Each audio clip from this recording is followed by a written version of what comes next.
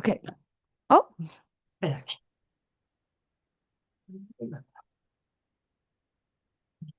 I am sending to YouTube.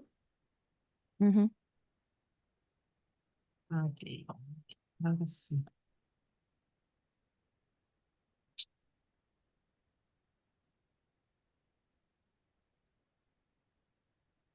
Okay, Mostafiz. Can you introduce? I can't hear you, Mostafiz. Yeah, you can please introduce her, then I can start. Okay, or- okay. Ya. Entonces, good afternoon, good morning, good night for everyone. Now we have our friend and colleague Miho Maehiro from Japan, and she is just now with us and will speak about a narrative approach. She born and grown in a rural area of Japan, wondering about inequality of female. Studied social work in the US, Master of Social Welfare in Japan, licensed social worker, associate professor at Musashino University School of Distance Learning, research student at doctoral program, graduate School of Sociology, Ryogoku University. So, she is. Yeah. Thank you, Karito, for introducing our speaker. Hello, everyone. Thank you for participating in this first World Congress of Clinical Social Work, prioritizing the person and their environment in a dynamic, changing, and digital world. This is a conference that brings together colleagues, friends, and clinical social workers across the world. And it is my pleasure to welcome you to this important session on the narrative approach. I want to begin by thanking the organizers of this Congress for their dedication to bringing us together for meaningful discussion on clinical social work. And today's session highlights the narrative approach, a practice that emphasizes the power of stories in shaping identities, learning trauma, and building resilience. This approach is deeply aligned with social work's values of respect, dignity, and collaboration. Now, it is my honor to invite our distinguished speaker, Miho Maehiro, to share her expertise on this profound and human-centered therapeutic model. Please join me in welcoming her. Maehiro, the floor is yours, please. Good morning from Tokyo. I don't know, good hello or good night, whatever in each country is my folks in everywhere for the world. My name is Miho. I'm from Japan. I'm living in Tokyo now, but my social work study was started in the United States, and then now I'm teaching social work students. Mostly are adults, I mean, who are already working in the field, or maybe they just want to get a license. And so I'm not really working in the field so far, but my research topic is happiness of mothers with disability children and how they are feeling happy and what is the reason or how they are getting the experience of raising disability children as one of the more important factor of their life. So, but I'm using a method of narrative approach to get information by interviewing for mothers, and then now I got idea about maybe Japanese custom culture or maybe characteristics of Japanese people tend a unique aspect of narrative approach. So I will talk about that. Am I sharing my paper? Not yet. Not yet. Yes, Not check. yet. Now, yeah. Now it comes. Okay. Yeah, it's coming. But the different screen, please share the presentation screen. Yes, now we can see it. Okay. I have to. Now you see it.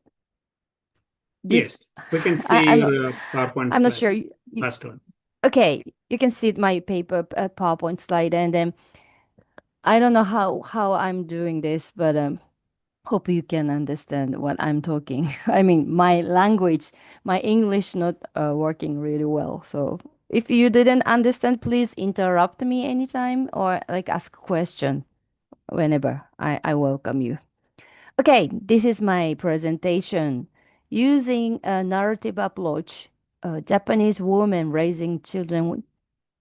I didn't put the disability, but mostly disability children can became the protagonists. I don't use that word. Protagonists of their own lives through telling my story, telling their own story. Okay, let's go. Oh, how does it go? Oh, okay. Who am I? In Japan, women who marry and gave birth and became mothers rarely get called by their first names anymore.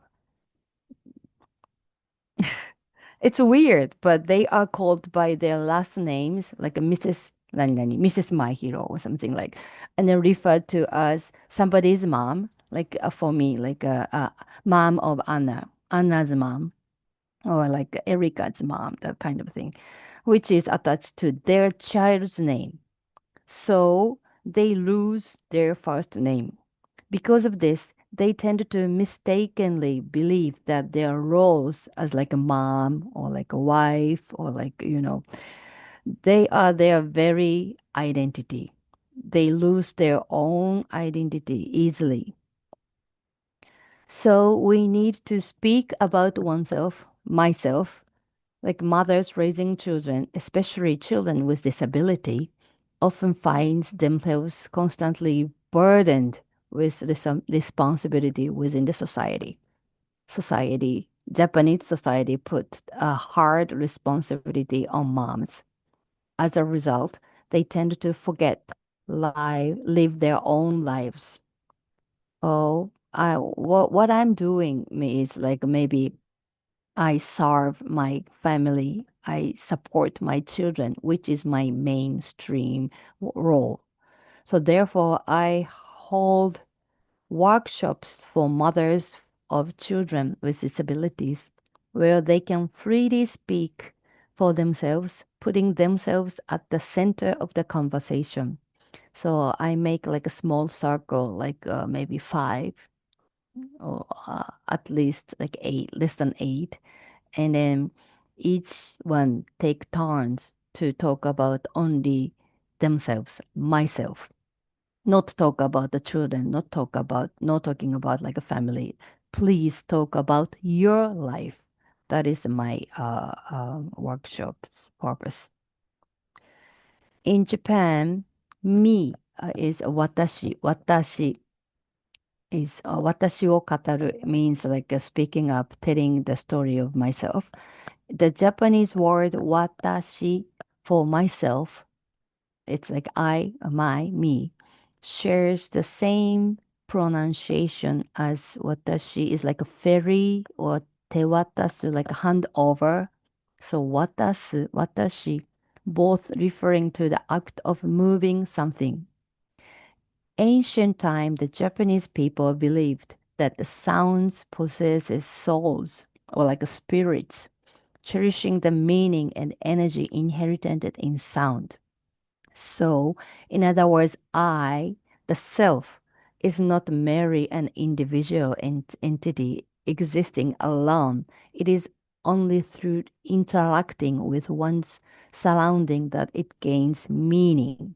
So, watashi, if I say watashi, is not only, well, I speak, watashi is like talking about myself, but in ancient belief, it sounds carry the connection between myself and others. you know, it's kind of like a more spiritual thing, but not many Japanese people understand this kind of because this is like old, it's like a myth, but we believe in the same sounds, had same energy.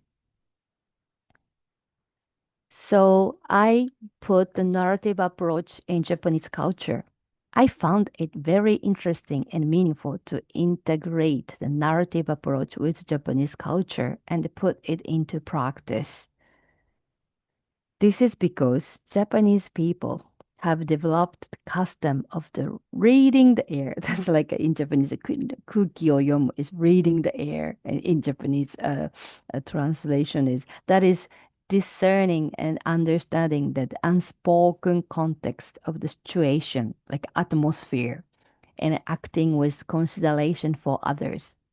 That is the Japanese culture. So we tend not to show the my own character. So I try if I was in a group, I try to fit into the group and make it harmony mostly. Well, it was my true self. That is the Japanese people, especially women, have been taught to value harmony with those around them above all else. So, as a result, they often put themselves last in line for the sake of their families and children, while suppressing what they want to do or what they enjoy. They forget what truly authentic living for themselves meant. What is my main purpose or maybe interesting of my life? Many women with children forget about it. In severe cases, this leads to mental instability or even illness. So we do have problems of like a maltreatment or abuse or mental problem with mothers. So they have to leave the children to the facility care. That's very sad. So a story becomes richer because there is someone to listen. That is the narrative approach. So by using I as the subject, subjective verb I, we understand that the narrator is subjectively parsing their own life. So that is the narrative approach, narrative. Okay? The presence of listener is very important. So listener is a alternative. Narrative approach is, you know, if the speaker, the narrator, speak about their life, that is the dominant story, and then the listener is, they create alternative stories. When the story passes from the narrator or speaker to the listener, it is filtered through the listener's unique life experiences. If one person speak about their story and then like five others are listening, there are five different other alternative stories were created because it is understood from the entirely different angle that is then returned to the narrator as a something new. Something new story was inputted into the narrator or maybe speaker. So they realize, oh, my life is different. Different perspective was given to the like a mom. So dominant story and alternative stories make changes. For example, like imagine a mother who thought, oh, because my daughter has autism, I cannot go out freely, or maybe I cannot live normal life. I have to do this, I have to do this, that kind of story. However, while talking about their life with her daughter, she might realize, oh, Thanks to my autistic daughter, I've met people I never imagined I would, received help, and been shown kindness.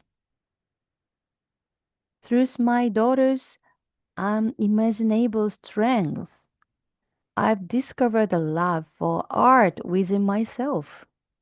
Maybe the autistic daughter will concentrate into like a drawing like a circle all day long. Just a circle, circle, circle every day. And then, like the mother was, oh, I'm going nuts. What she's doing. But if she concentrate into her really well, and oh, she's enjoying, and she likes that.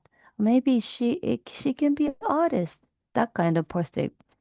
Um, there are many social work institute, like welfare facilities, focusing on artwork for autistic or maybe disabled persons, which is not for just for fun, just for maybe just for fun, but just for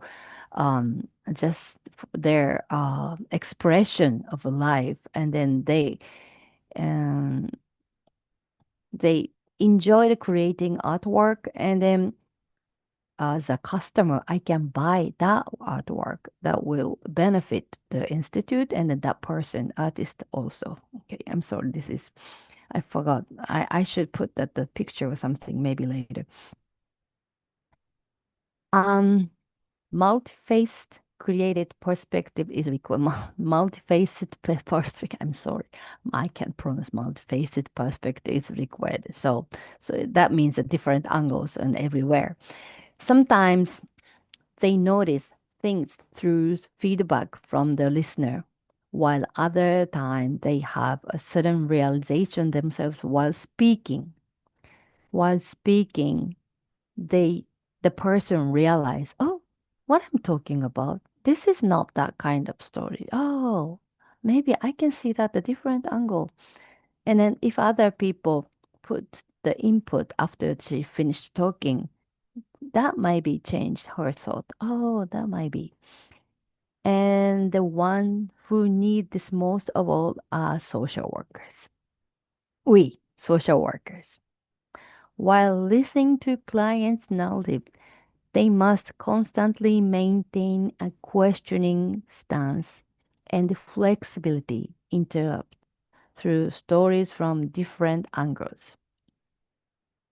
You know what? How it works? We keep questioning. Is that true? Is it really so? Oh, maybe that can be seen in this perspective. Or you can say that in this word. You know, we can change. This is more like a strength approach, or maybe we can do that reframing method. We can use that the technique to change the story into the maybe if that was like a sad, miserable story, but we can find as a social worker a happy aspect or maybe really good point of her life. So we show an attitude of loving and believing in themselves, the person, and which is on themselves, myself.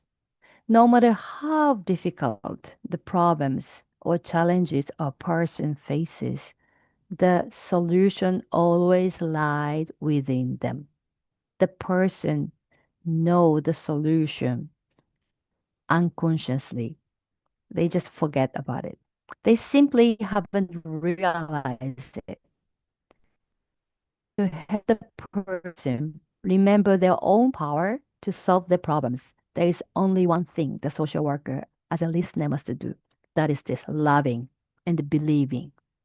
Loving and believing the client, maybe the speaker, is the same thing, the loving myself and then believing myself as a social worker, as a person. Clients have simply forgotten that they are valuable and important being. You are valuable and you are very important. That is a message we send to the clients. You know, To help them remember this, we invite them to speak as the protagonist, as a main role of their own story. You are the primary person of your life. That is the only message we send to the clients. Maybe for me, as like mother of a disability person, you are not a servant. You are not a mob character. You are the main leading person of your life. When the listener supporting this narrative constantly embodies an attitude that respect with own worth, this naturally resonate with the speaker. So that is very tricky. We have to show respect to the listener, but um, to show the respect to the listener, we have to respect myself as a person. If the social worker is in like maybe a miserable mode or maybe in a really depressed feeling, we cannot do that to the listeners who speak about their sad stories. We just, maybe if I was in really depressed and then the speaker, the narrator talk about the miserable story, maybe I might be vibrate into the same miserable situation. That is really awful. That doesn't help anything.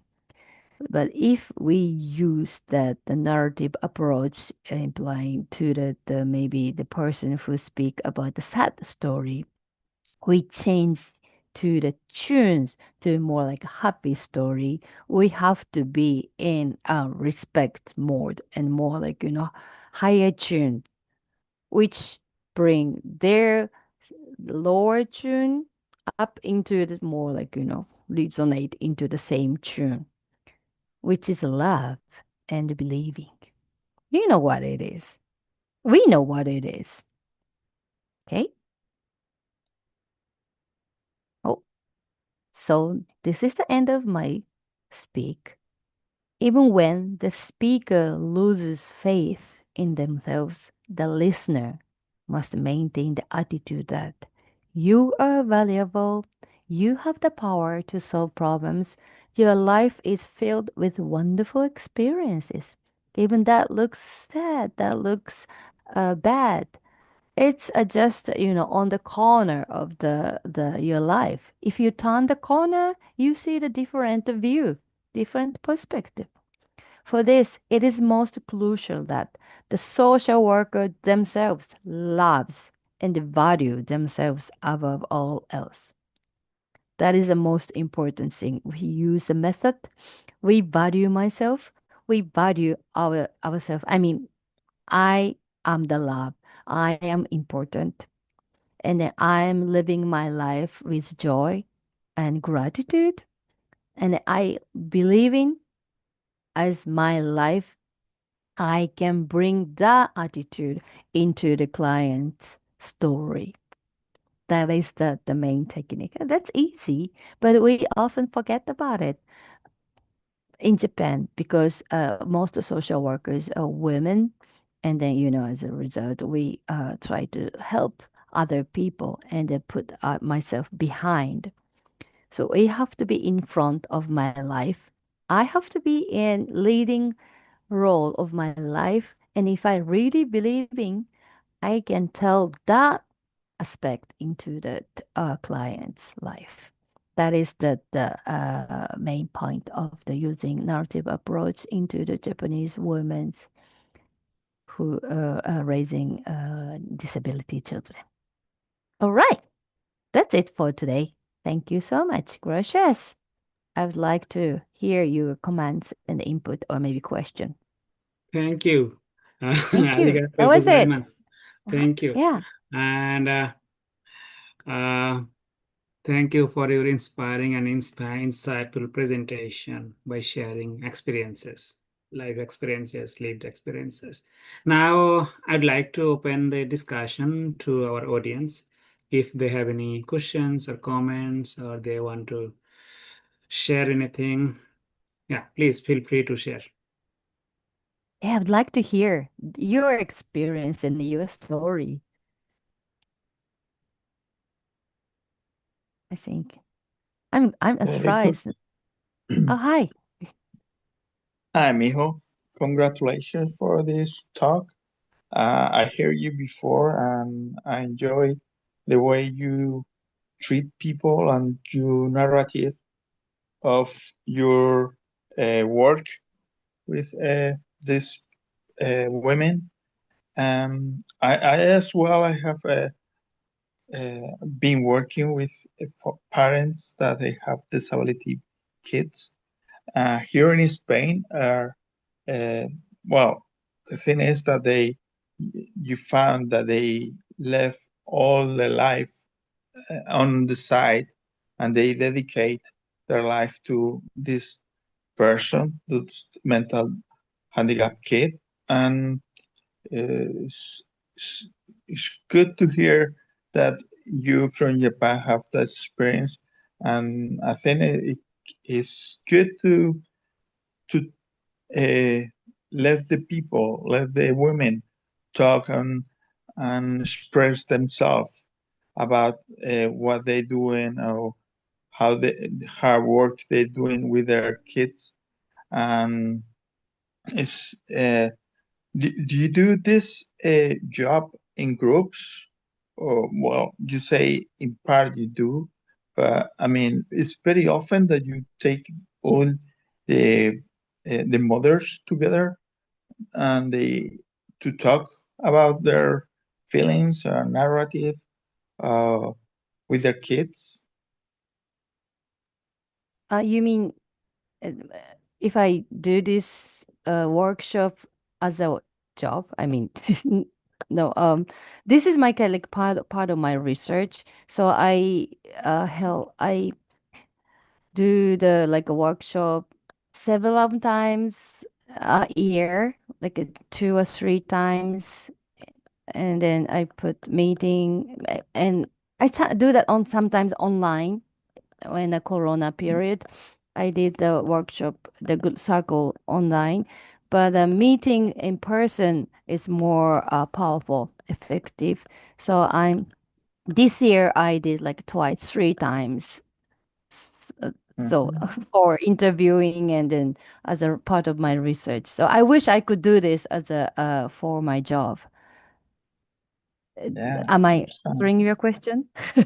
Yes, yes, yes, yes. Am I missing a point? If I missed a point, sorry. But yes, No, no, no. I think this is powerful because not many mothers have a chance to talk about myself when they are caring children. They talk about the kids all the time. My son did this. She ate this. Well, kind of. She talk about the family all the time, but she doesn't talk. If I offer her talk about your favorite thing or like your past experience, she was like, oh, can I talk myself? That kind of attitude. So, and then she feel really happy talking about like I like making bread because I went out kind of like a easy story, like a chatting experience empowered the person. Oh, I'm living my own life kind of feeling. So Yeah. sorry. And then I heard it's interesting in Spain. You're from Spain. You're in Spain. Yes, So yes. it's a I'm in same Spain. situation. So how is the mother's, I mean the disability care in Spain? Well, we have here, they go to schools, they go to special schools, and I work in last 19 years with, well, in a special place, but 6 years of them working with mental handicap with behavior. So for them, for this woman, it's very hard the first time that they give them the choice to take the kid to a psychiatric place. A residential place is a hard interview for them, and of course they try to tell you every day by day that they do with the kids from when they are child, how they born and how they behave at home and the problems they have at schools. And many of women, they are not in agreement with the teachers or the social workers or the doctors, and all are, and they told you this in this first meeting and in the followings, because years and years, and it's true that it's very hard to tell them to talk about something different, to talk about themselves, or what do you do the rest of the day? They say, "Oh, what you been doing this summer?" Well, I'm here. I come here every day. You know, it's very hard for them to put the kids around in one side and do something different. One, one of the writers, Japanese writers that I love because all of this uh, thing about mental handicap. It's Consaburo Oe. He have a good great books about the father who knows he's going to have a mental illness kid, and he gets sick and he cannot confront that to have a kid like that. It makes you very sensible about this meaning of to have a boy in your family with mental illness.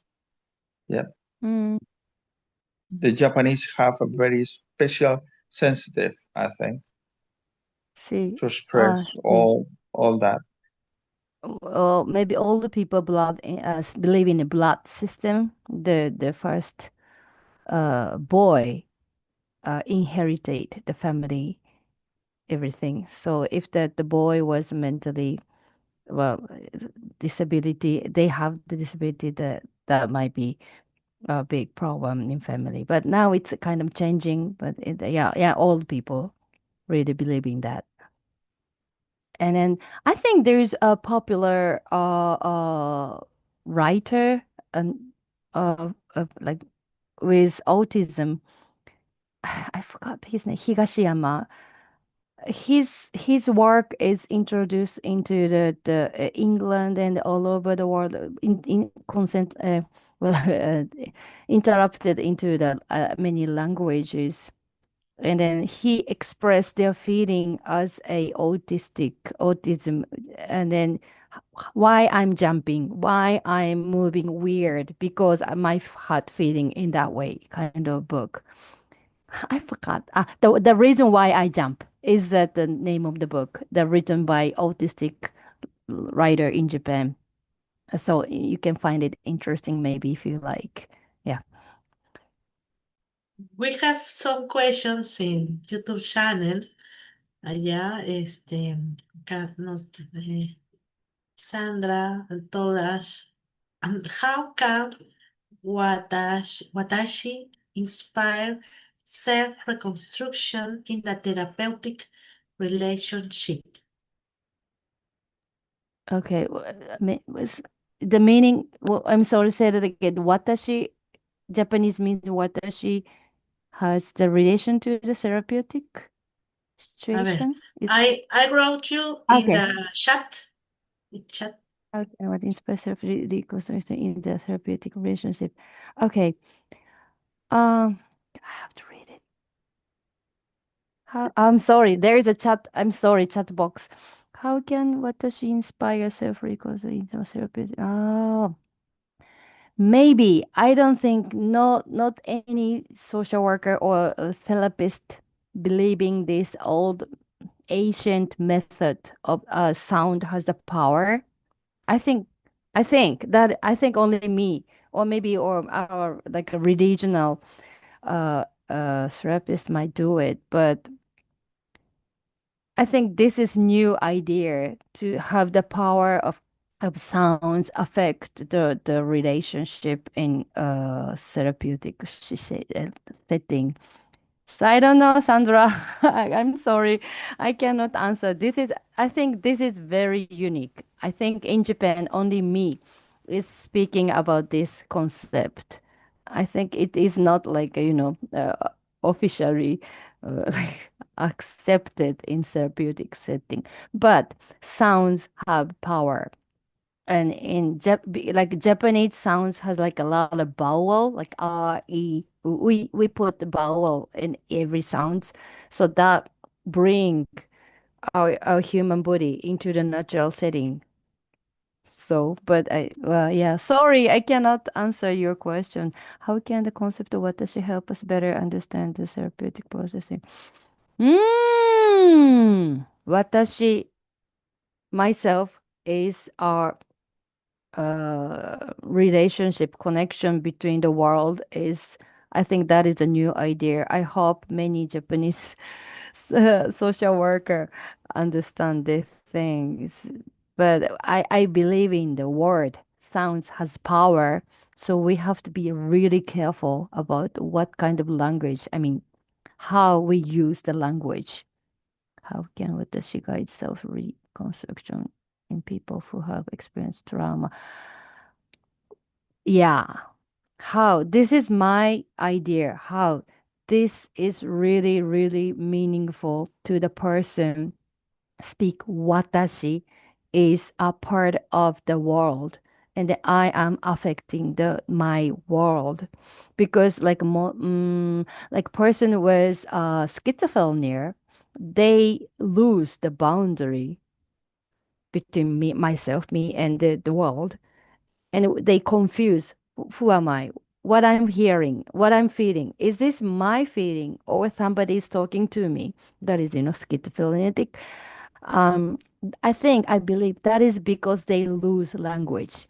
They I'm sorry, this is not officially, nobody speak about this, but I believe in, because they lose their own language. They forgot about speaking about their own life story. Mm, because I've been working many schizophrenia clients, and then they are raised mostly, that is my feeling, I'm sorry, this is my feeling, but they were ordered by parents to live in this life, like a like a pianist, a like a worker in this company, or be a doctor. You do this, and then they feel, uh, oh, I don't have power on my life, and I cannot choose what I'm doing. What I cannot say yes to my feeling. So they lose the boundary and they get confused. That is losing watashi as a center of my world. So this is my research, part of my research. So I have to publish it. But no one is talking about this. The power of the word and the power of the sounds in Japanese are really powerful. Sandra, does it make sense to you? Am I answering? She speaks Spanish and Portuguese, so I translate to translate so to tell her. But Sorry. seeing us through YouTube. Pero that's great, no? This kind of, let's say, way you speak and feel, no, that make that woman could have this powerful, no, I could decide about themselves.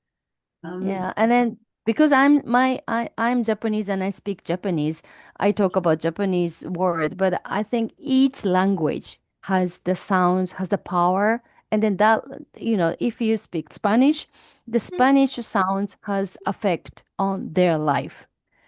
Because if I'm speaking English, I think my personality is totally different from Japanese. You can tell. And if I speak in Japanese, I get the character of Japanese person. So language and sounds has a lot of power on human. I believe in that.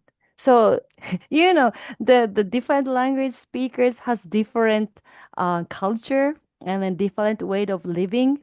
That is because the sounds affect their life. Yeah. So the I narrative is very important, speaking their mother of tongue. Oh, Yeah. sure. Go ahead. And you know, when you think very well and think, it's like you are bringing, no, these energies, no, because when you thinking positive, no, things are going okay, no, and are you thinking that when you have this level of thoughts, you can, no say, transport, not to, for example, sometimes I say, I would like, no say, thinking my mom, for example, no? And later Mhm. she calls me, no? For example, or I am thinking in someone and I don't know how, but she appeared in the street or yes, I saw her, no?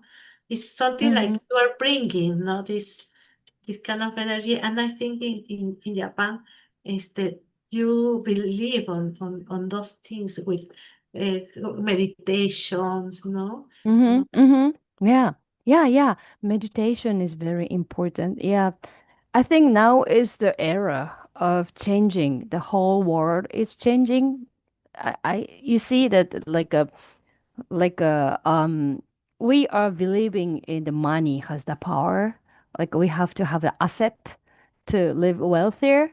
I think that is the myth now anymore. We are living in the new age, I don't know, the new era to live in I don't know, like a spirituality or like a religional belief is more important than the like economical growth or other things. So now that is because I'm trying to put Japanese ancient wisdom into my research because that's forgotten. The older people are like worshiping in Japan. People still pray for like a rock or tree, big huge tree, or like a mountain as a god, energy of the god. That is the feeling in Japanese people. Maybe in DNA, traditionally we believing that we have power, and each culture, each country has the same thing.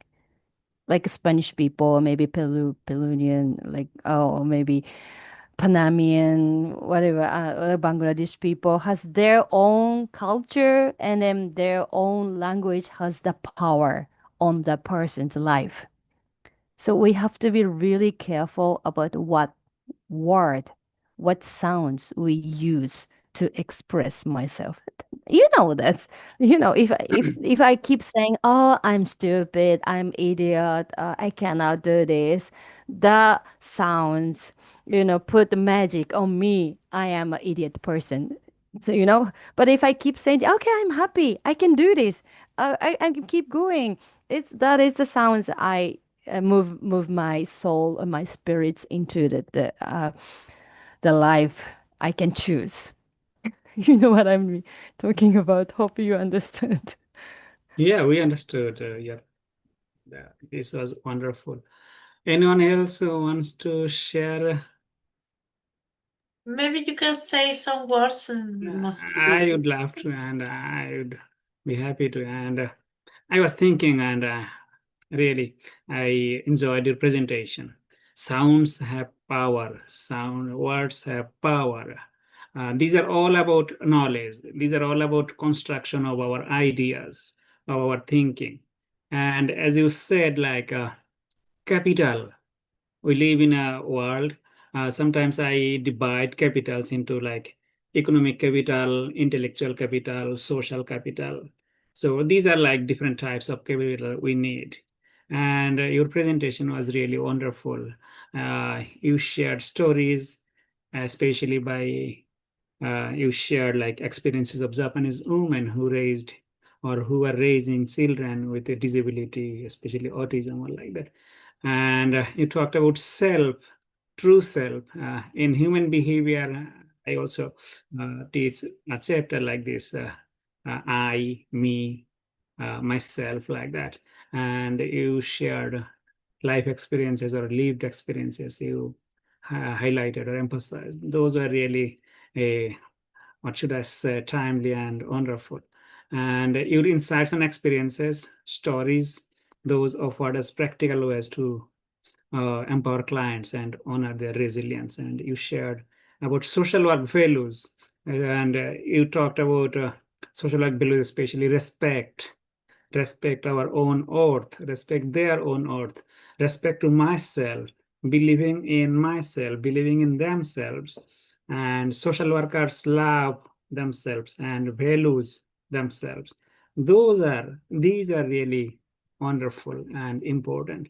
And you wonderfully showed how narrative practice aligns with the values of dignity, respect, and collaboration that define our clinical social work. And this session has been, and it has given us meaningful inspiration. And this has been an enriching session. And if it is all, then I would like to conclude our session by thanking everyone for joining us today.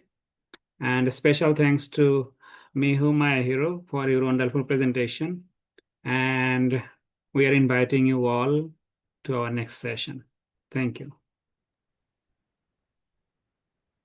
Thank you so much, Miho. As Thank always, you. Thank you you. are. And どうもありがとうございました。ありがとうございます。Ah, よっし little ゃー Western. I need to learn Japanese. Yeah, I have But to learn Spanish. yeah, see, Yeah, we yeah, we could. should get together again. Are you Yeah. going to the Kenyan I conference? would love, I would love, but I don't know. I don't know because it's a lot of Yeah, money for I have to going prepare. and crossing Yeah, all the ocean. No, I know, other side of the the world. other side. Thank you, thank you. Yeah, Well, thank we will you. continue seeing us. We are in social networks and and now in group, no? In a group, yeah. Mhm. So my day will start. Now it's like almost 6 in the morning. So Wow. I have to work from now on. Yeah, now get some rest. Now get some rest. Yeah. Thank you so much for a very precious opportunity to express my work. And thank you. I was really happy to be here for part of your conference. Thank Yeah. you. We really enjoyed your presentation. Yeah. And we understand that it's like nighttime in our country, right? And here like afternoon here. So it's a time difference. And again, thank you for your valuable time. Thank you. Okay, see you. And now it's turn our friend, the Ronald, who is here in our room. A ver, Dr. Ronald. Hi, Carito. Thank you. Good morning. Well, good afternoon. Good afternoon for us, and good night for Spain and other countries. I talk a little about you, Dr. Ronald. Dr. Ronald is a clinical professor, psychologist, and founding director of the Doctor of Behavioral Health DDH program in the College of Health Solutions at Arizona State University. He is president of Suncrane Health Solutions, 12-year experience leading integrated health research and training in China, South and Southeast Asia and Africa, including PICOIO research grants. So we have here today, and we are thankful for your participation here as other year, no? Mira, that time goes quickly. Yeah. Wow. Thank you, Carito, for introducing our speaker. And now it is our great honor to invite our distinguished speaker, Dr. Ronald, who will guide us through clinical social work, and especially digital innovation in clinical practice, who will guide us through these issues, offering his insights on how clinical innovation can transform clinical practice while staying true to our profession's core values. Please join us in welcoming him. Dr. Ronald, the floor is yours, please. Thank you, Mohammad, and thank you, Carito. I'm very grateful to be here. I'm Ron O'Donnell, a clinical psychologist and professor. And my topic for digital innovation is an online learning platform I developed over the last number of years, designed largely for social workers. And I have two courses, one on integrated healthcare in general, but a more advanced course I'll be talking about today on combining mindfulness, habit change science, and happiness or positive psychology. To me, these three areas of research and clinical practice have opportunity to work together even more powerfully than they are alone. So I'm going to cover my ideas about bringing together these approaches. I always encourage colleagues to contact me. Feel free to email me, use WhatsApp if you want. You contact me there. Of course, on this platform we're on right now, and WhatsApp is fine too. So I've been with Arizona State University since 2008 as director of a doctor of behavioral health program, later stepping down so I could focus on global work. And my focus has been global workforce training. How can I help to train clinicians very broadly, social workers, psychiatrists, psychologists, physicians, nurses, community health workers to better address mental health and physical health. Integrated healthcare means how can we improve our physical and mental health? So I've worked first in China for many years, up until COVID, about almost 10 years of work there, traveling there. But since then in Southeast Asia, more recently South Asia and Africa. And I'm looking forward to maybe having some contacts in South America now. That's been an area I have not worked much in. So Carito, thank you again for inviting me here for this audience. So I think you all know we're facing a epidemic of chronic disease, which are largely caused by lifestyle habits, unhealthy habits like poor diet, lack of physical activity, tobacco smoking, harmful alcohol use. These are the main drivers for and causes of non-communicable diseases. We know, of course, that psychological problems are very highly comorbid with chronic medical conditions and vice versa. And we know with COVID-19, if you get infected with COVID-19, you already have a pre-existing non-communicable disease or a lifestyle problem like obesity, elevated blood pressure, your odds of having a worse outcome, either being sicker from COVID or actually dying, are greater. So these intersection of physical health and mental health, I'm trying to address this globally. Unhappiness is increasing globally. You might have heard the Gallup poll. They do a poll on happiness across the entire world every year. They're finding increased unhappiness in many parts of the world over the last 10 years. Unhealthy habits, I'm sure all of us, I'm included, have tried to exercise more, eat healthier, sleep better, right? Life is full of stress, and all of these unhealthy lifestyle habits are becoming more and more common. And there are some that are relatively new. For example, too much screen time, spending hours and hours going through your Facebook or your TikTok feed or watching streaming media on television. These are all things that keep us from being active, keep us from achieving things that are more important in life, such as our happiness with our families, our work, our professionalism. And the challenge is we don't have many good strategies and techniques to help address the intersection of habit and mental health.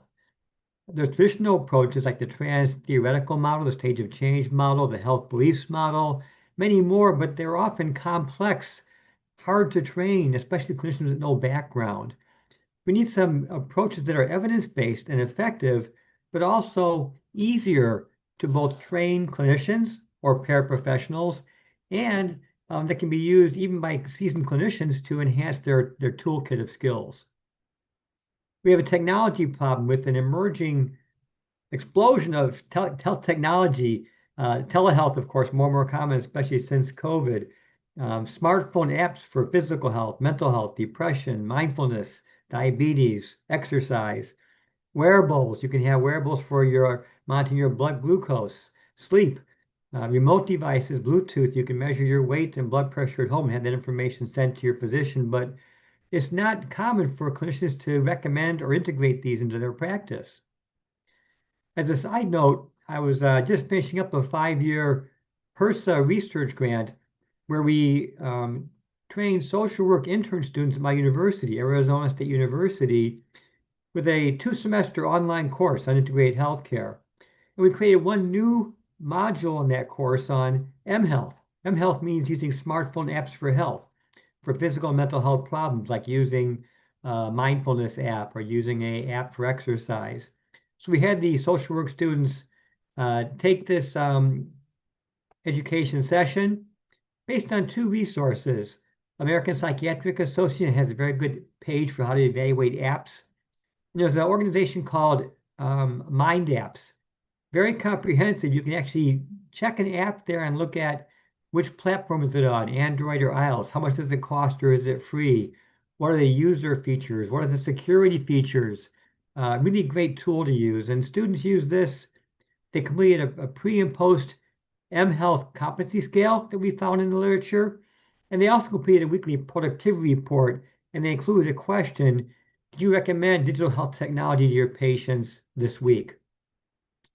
And the results here quickly, the good news is that knowledge of mHealth and endorsing mHealth increased dramatically, significantly with t-test statistics for knowledge of and the benefits of mHealth apps. What did not increase, either through the survey we did or from the productivity reports, there was not an increase significantly in terms of referring patients to use mHealth apps.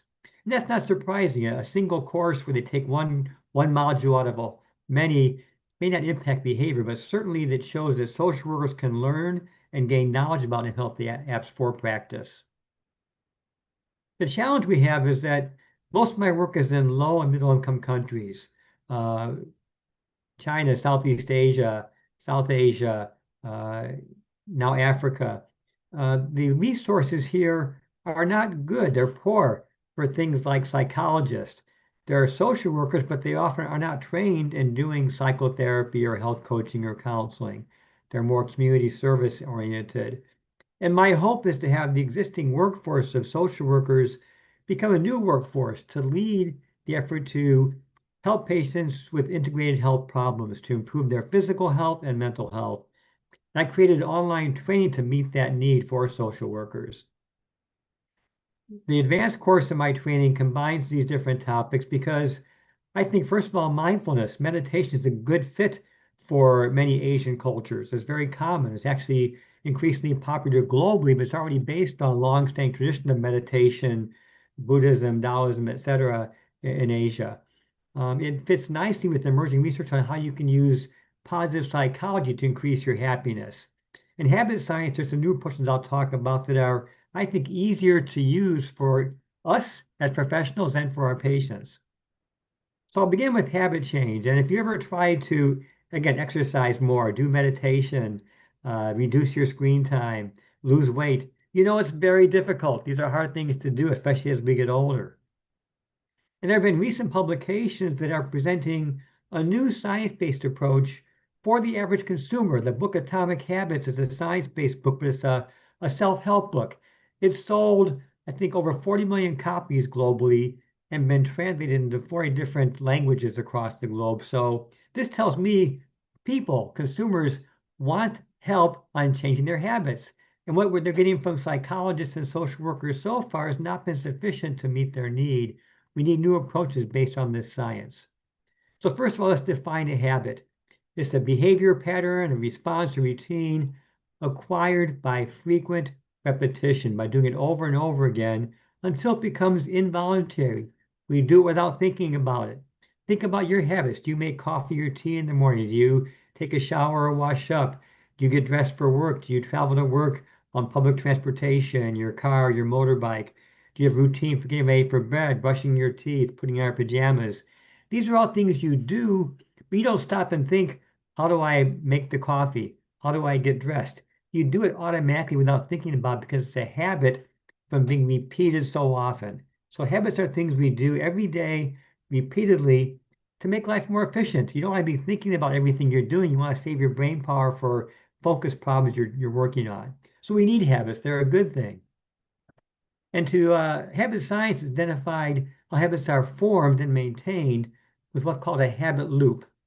is comprised of three parts: a cue or a trigger that causes a craving or a response in you. And that craving means you'll take an action in response to that cue. And the action typically leads to reward, is satisfying. With repetition, any kind of habit loop that repeats itself and is rewarding can become a habit. That can be a good thing, exercising daily. It can be a bad thing, having a box of donuts every day. So for example, here's a photo of street food in Thailand. I walked by and my doctor told me, Dr. O'Donnell, please reduce your sodium and fried food intake. Your blood pressure is going a little bit too high. But I walked by the stand, I can smell the food, I can hear it crackling and cooking on the grill, I feel the warmth, and I can't resist. I go ahead and I have a bite. It's delicious, it's rewarding, it feels good in my mouth, it feels good in my tummy. I love it. Next day I walk by, I say, I shouldn't have that, but I can't help it, I do it again. Suddenly I've got a habit of stopping there every day on my way to work. And it's a new habit that is rewarding, but it's not helpful for my long-term health. That's how habits are formed and maintained. Bad habits in particular is the focus of my talk today. So your response is how you respond to the cue or craving, what you do. It's rewarding, it's a feeling of satisfaction. And that loop repeating is how habits are formed. The cue can be multiple things. It could be something in your environment. It could be seeing the street food. It could be your emotions, feeling anxious, worried, upset. It could be the time of day. I get off work, I'm stressed out. I want to relax and have a smoke a cigarette, have a glass of beer. It could be somebody else in your life. It could be your partner, your boss, your colleague, your student you get in an argument with.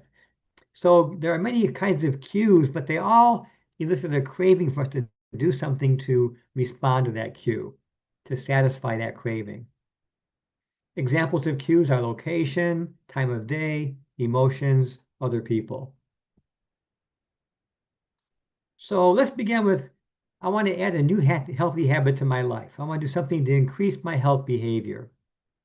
The formula is for using habit science to, first of all, pick a very small routine or habit. Maybe 2 minutes or 5 minutes at most. I'm going to do a plank in my floor for 2 minutes. I'm going to meditate for 2 minutes. Make it small so it's doable. We're all very busy. We need to have a very feasible approach. I'm going to add a piece of healthy food to my lunch. Next, make a commitment and do it every day, ideally the same time. Try not to miss more than one day. By doing the same thing every day, as long as it's rewarding, by repetition, a habit will form. If I want to start practicing mindfulness meditation, I might start with 2 minutes every day. I might miss a day here or there. But over the course of weeks or months, suddenly I'm doing mindfulness without the need to remind myself. I'm doing it for 10 minutes, 20 minutes rather than 2 minutes because it becomes a habit that I enjoy.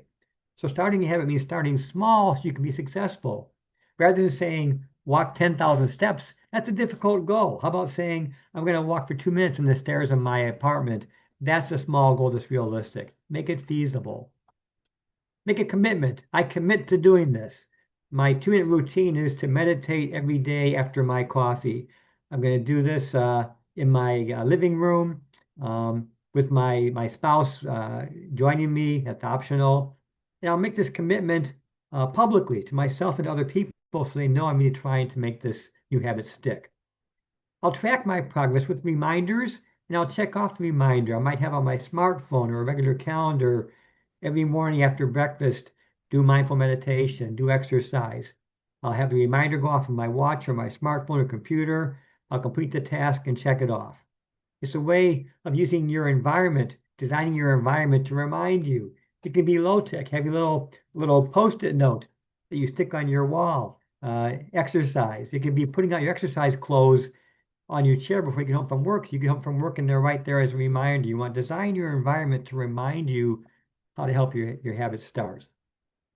Habit stacking means you're going to take an existing habit you already have, like my morning coffee, brushing my teeth, add the new habit right adjoining to it. I'm going to have a morning coffee, then meditate. So you're taking an existing habit and using that to start a new habit. Same thing. After I have my coffee, I will meditate for 5 minutes. Add it to your calendar. Try to miss more than one day in a row. Now, to replace an unhealthy habit is more difficult.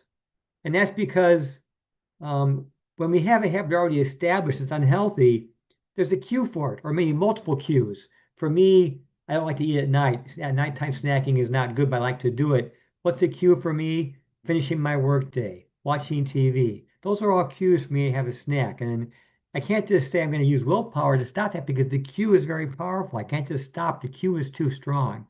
So I got to find a way to replace that unhealthy response with a healthier response to the same cue. Unhealthy habits, of course, there are many: consuming, avoidance or escaping, using smartphone, being angry or harmful to others, being too busy, being a workaholic, too much worrying about the future, rumination about the past, avoidance or procrastinating. We often avoid things that are painful. I'm going to put off writing my paper for that journal because I'm just too tired tonight. I'm going to have a beer instead. These are all things we do to cope with cues that are often unhealthy. So the first step is to make a map of your own habit loop. Think about the habit this year you're trying to change. What are the cues? Write down the different cues you can think of. Think when it occurs. Look back in the last time it occurred. What do you do exactly in response to that cue? How are you rewarded by doing that? Is it reward in your mind? Is it reward in your sensations? What's rewarding about that? And try to map multiple habit loops just to get in the practice of doing that.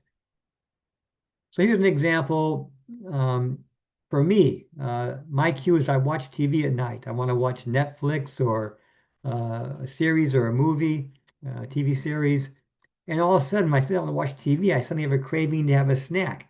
And I'll go ahead and have a snack, potato chips, something else. It tastes good. It's very good feeling. It's rewarding, even though I'm supposed to reduce my sodium. So the long-term effects are overridden by the short-term reward. So to replace an unhealthy habit, I got to find a new response to the TV that's healthier. Again, we already talked about different cues, quite a few.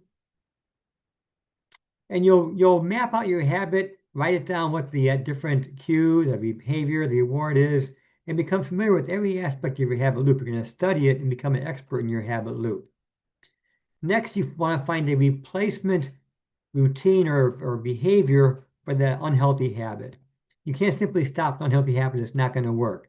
So for example, what kind of response to the cue, in that case the TV, can I use that'll be effective? It'll respond to the cue, but also healthier.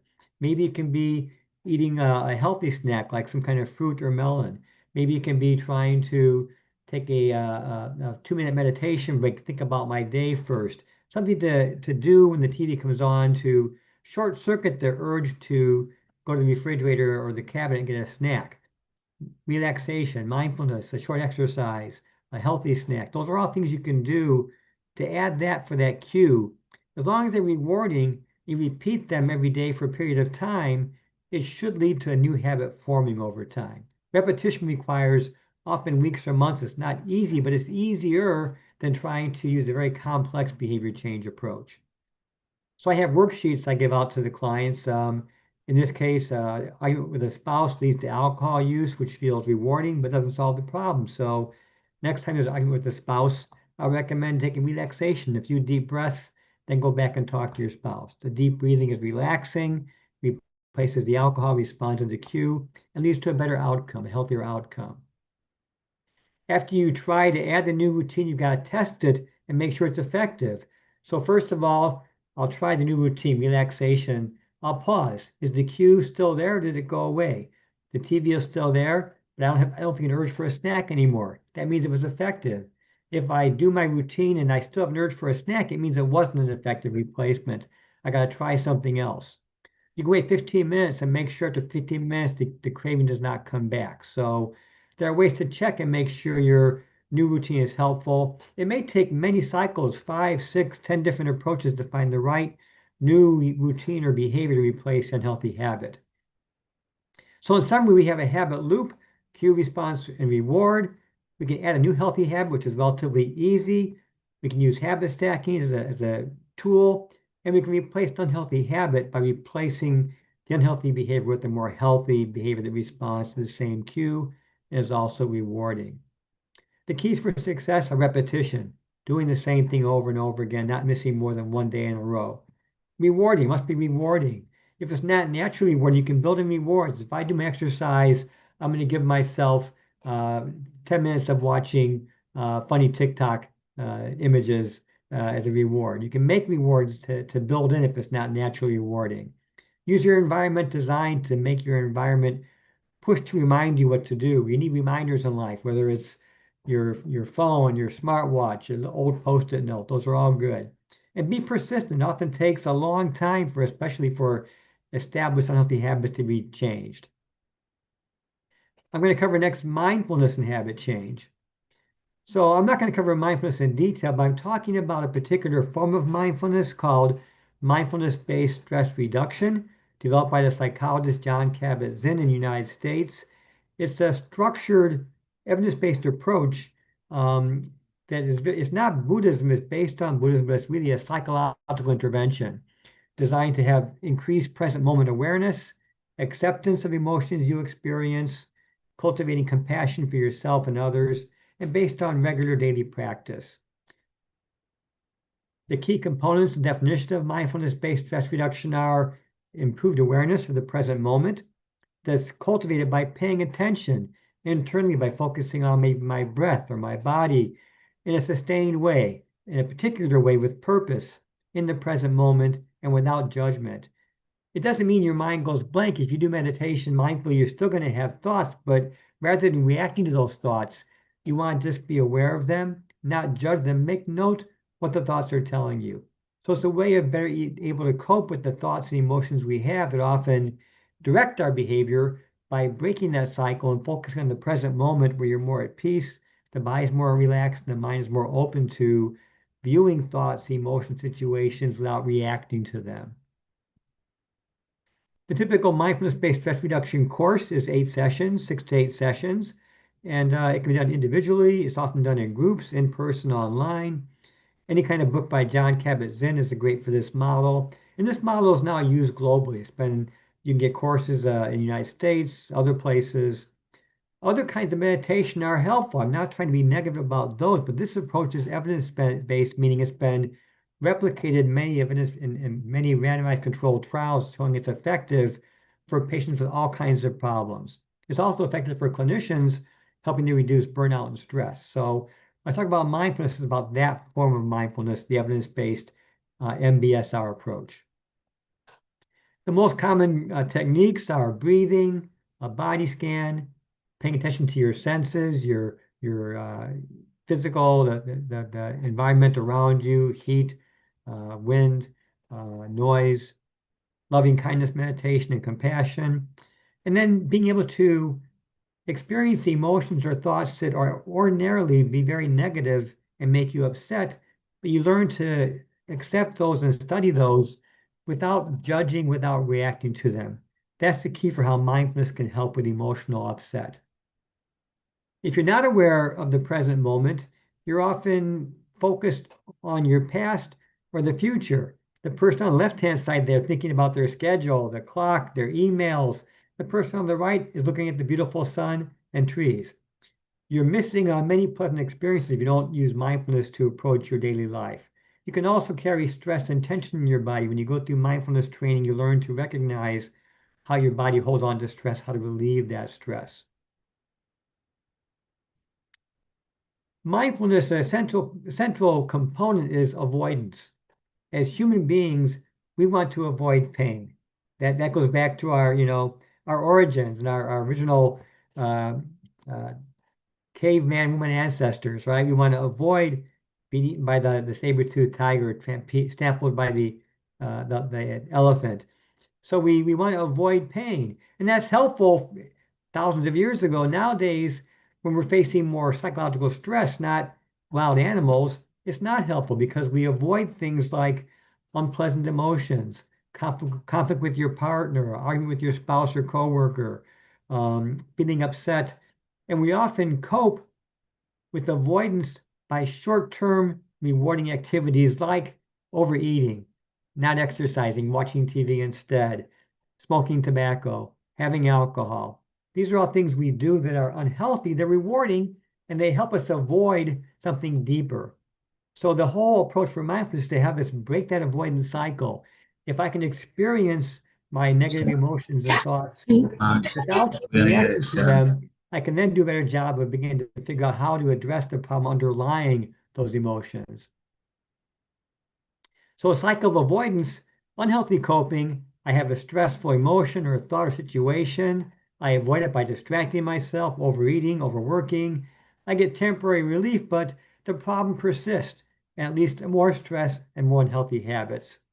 We can use mindfulness instead to become aware of the emotion and thought that's unpleasant, accept it, be compassionate, not react to it, and then learn with that non-reactance to find what is the core cause of the problem, how can I address it in a more positive way rather than trying to avoid it. So back to habit science, we can use mindfulness, of course, as a new replacement behavior in the habit loop. If my earlier example, argue with my spouse, rather than having alcohol or shouting or having a cigarette to relax, I will try mindfulness for a few minutes. Mindfulness is naturally relaxing, calming.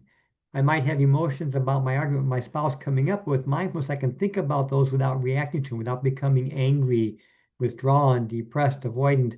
I can then go back to my spouse and maybe talk about what happened in the problem because I'm more focused, more aware. I'm not responding to my emotions. I'm responding to a more present moment and working with that. That's how we can use mindfulness in habit change. So in summary, we can use mindfulness as a technique to replace an unhealthy habit with a new, healthier habit of mindfulness. And mindfulness, the good thing is you can use it anywhere. You can do it certainly a form of meditation in the morning, afternoon, at night for 10 minutes. You can also do literally a 30-second mindful breathing in your car, in line at the grocery store, when you're with your colleagues in a meeting. You can do it in a way that's going to help you every day in real life without having to go through a full meditation. My last thing I want to cover today is creating happiness, and that's intentional. How can we create happiness? A couple of books here. The one I'm talking about from this presentation is from the book by Casey Holmes called Happier Hour.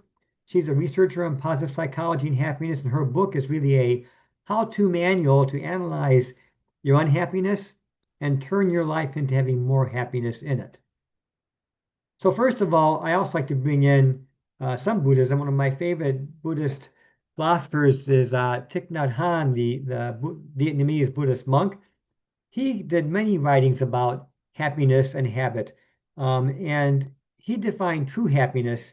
Happiness as a benefit to me and to others, especially over the long term. And deceptive happiness or false happiness, it brings temporary pleasure, helps us forget our suffering. It's not of lasting benefit and can be harmful. This to me is exactly what we're talking about for habits.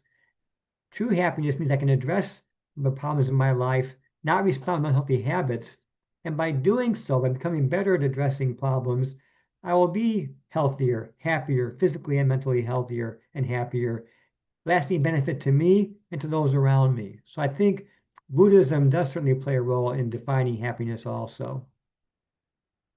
Happiness is a feeling of well-being, a positive feeling. It helps us more resilient to stress, good for our immune system, reduces pain, helps our longevity in life. But it depends in large part on how you spend your time. On the one extreme, if you have too little time, if you're in poverty and spend most of your time trying to find food to survive for you or your family, there isn't much time to create happiness in your life. On the other hand, if you have too much time, nothing to do, maybe you find that dead time, you're not using it well. And that's the problem with trying to find happiness. So we often think I have no time for this, no time for that. If we look at our life and analyze it, we often find we're doing things that we think will bring us happiness, but it's deceptive happiness. We need to focus on true happiness by looking at our activities and evaluating, is this bringing me happiness or unhappiness? If I sit down after a long day, I'm going to watch an episode on Apple TV, my favorite series. I'm going to watch one episode for half an hour. And suddenly I watch a second episode and a third episode. And 3 hours later, I finish and I think to myself, oh, I had so much to do. I wanted to talk to my spouse. I want to work on my report. but I watched the TV for 3 hours and now I'm too tired to work. We do things with the intention of bringing happiness. They bring short-term happiness, they bring long-term unhappiness. That's the challenge we're facing. These things are rewarding. We got to find a way to bring happiness back through habit change, mindfulness, and designing happiness. How do we do that? Hang on a second. There we go. So we can design our life to feel happier by looking at what we do every day in our life, what makes us happy, what makes us unhappy, analyzing that, and then trying to spend more time using habit change to add more happy activities to our life. We often don't pay attention. We go through life unconsciously, think we can't do this, we can't do that, I'm too busy. When we sit down and analyze our time, we can often find, oh, I spent 2 hours here on things that make me unhappy. I should use that time to add happy events there through habit change. So the author of this book created a little tracking approach using a calendar. First of all, do time tracking for 1 week or 2 weeks. Every day, try and write every hour, a couple hours, what you're doing, and rate how happy you feel after you do the activity. From 0, not happy at all, to 10, very happy. Be as specific as possible. What are you doing? Eating breakfast, checking email, talking to my spouse, driving to work, writing a research paper, grading a paper, reading a newspaper, having dinner. Be very specific what you're doing for that time block and write down a rating for your happiness. You're keeping a diary, a calendar of your activities and happiness low to high. As you spend a week or two doing that, look at your results and analyze and look for trends. Identify your happiest activities. What things do you do the most often that bring you the most happiness? Oh, I noticed for me, when I'm talking to my spouse after work, when I'm meditating in the morning, when I'm meeting students and discussing an assignment, those are my happiest activities. Where do they occur? Who am I with? You want to analyze, become a detective, and figure out, what are you doing when you're most happy? Become more aware of that. What kind of things do these activities have in common? What are the themes that drive your happiness? At the same time, you want to try and track your least happy activities, your unhappiest activities, to learn what you're doing with your time that leads to unhappiness. Oh, I really notice if I'm watching TV. I know if I eat too much, I feel bad afterward. I notice if I have too much beer, I'll feel hungover the next day. Looking at what you do, what brings you unhappiness, and rating those activities, become more aware of them. You're becoming an analyst looking at your life hour by hour and what kind of things bring you happiness, unhappiness. When that's done, she has worksheets to help you analyze the data, identify with a hierarchy your most happy activities you want to do more of, and the things that bring you unhappiness, doing less of. Then you can use habit change to plan the days and weeks ahead to add activities that are happier and try and replace things that aren't happy for you.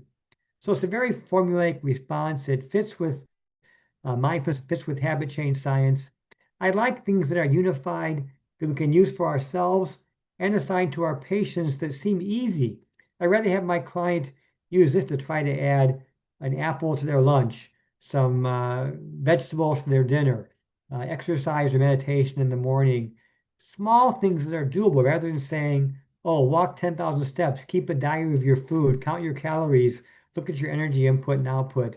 Those are difficult, complex tasks. I want things that are simpler but effective, and certainly the evidence is emerging that these techniques are as effective as more complicated techniques. So in summary, these are not going to be easy. I don't want to give you the impression this is easy. Changing habits is difficult, but this habit science, mindfulness, and happiness approach, they seem to me intuitive. They make logical sense to me, and the average patient will feel the same way. I envision social workers learning and practicing these techniques on themselves, then teaching their clients these techniques. And these techniques work for physical health, unhealthy habits, and mental health problems also. Mindfulness is great for depression, for anxiety. Oftentimes our habits lead to unhappiness. I watch Netflix for 4 hours and I feel depressed. I have alcohol to feel better, but I feel the next day hungover and sad. So we need to analyze all of our ways we're living our life, what brings us happiness, unhappiness, increase happiness for ourselves, and then help our clients do the same thing. So I developed a course on this. And social work is very critical to my work. I always joke that I love social work and social workers because my wife is a social worker, so I give her credit for shaping my views. But the curriculum I developed, I first developed this with the University of Labor and Social Affairs School of Social Work, Hanoi, Vietnam. I then pioneered this with social workers in a university in India and then in Bangladesh. And we recently had the course completed by more students in Vietnam, Ghana, and Nigeria. So we're getting good feedback. This is an effective approach. The learners like this. It's easy to learn. It's an online course. Here's the course outline in terms of there's a mindfulness component every day, every week, and a habit change. It's an 8-session course. I recommend one module every 2 or 3 weeks. So you got time to practice each technique. You can see here the different things you're learning in tandem. You're learning about mindfulness and habit change together week by week. And later on, we add happiness to the mix.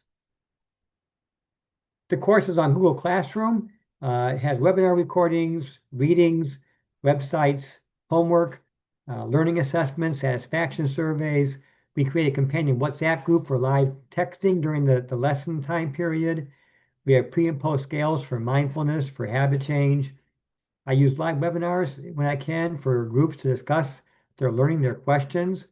We have CEUs through my university for physicians, nurses, psychologists, social workers, and counselors. It's a train the trainer model. My goal is to have people take the course, become experts, and then train their colleagues. So for example, if I do the course in Vietnam, we translate all the materials into Vietnamese, and a Vietnamese translator joins. My goal is to have a Vietnam clinician learn and become proficient so they can go ahead and use the same training for their colleagues or their patients in their natural language. So that's my goal for this model, to spread it by me being the initial spearhead, but the goal being have the country of origin adopt it and use it moving forward. So if you're interested in this course, we're going to do our next round late fall, probably November, December. Happy to talk to organizations to join this and pilot this. We have basically a free version you can do as long as you manage the students yourself as an organizer, or you can do a contracted for me as a consultant to do live consulting discussion webinars along with it. So happy to make this available to all you. I covered a lot today in a short time. I want to leave time for discussion, so I went through my slides quickly, but I wanted to just convey how these important approaches to health behavior change, mental health and physical health, I know can be learned by social workers. They don't require going for advanced degree and advanced training. These are common sense things we can start training and using now in practice. I also know in the countries I work in Vietnam and in India, Bangladesh, it's very difficult for social workers to do these things because they aren't often licensed and credentialed to do this kind of clinical practice. There are exceptions to that. I did this in Vietnam. I have social workers doing hospital-based social work now in Vietnam using these techniques. We actually wrote a textbook for the first course and published it in Vietnamese to help with that. So I know the road ahead is long and difficult. It's not easy, but I'm trying to find a path where I can take my experience, learning from all of you in different countries, the kind of barriers you face, and making available a course you can all benefit from. I'll stop there and happy to take any questions or comments. That was a really amazing, thought-provoking presentation. Thank you, Professor Dr. Ronald. And we now invite our audience to join this conversation. If you have any questions, reflections, or you want more clarification, please feel free to share. And of course, Carito will make the PPT available as a PDF, so I have references there. And feel free to contact me with questions. Happy to talk to you more about this approach in general or in detail. Oh, that would be wonderful. Yeah. Anyone, please, we have some more time, so feel free to share your thoughts. You can ask questions or you can make comments.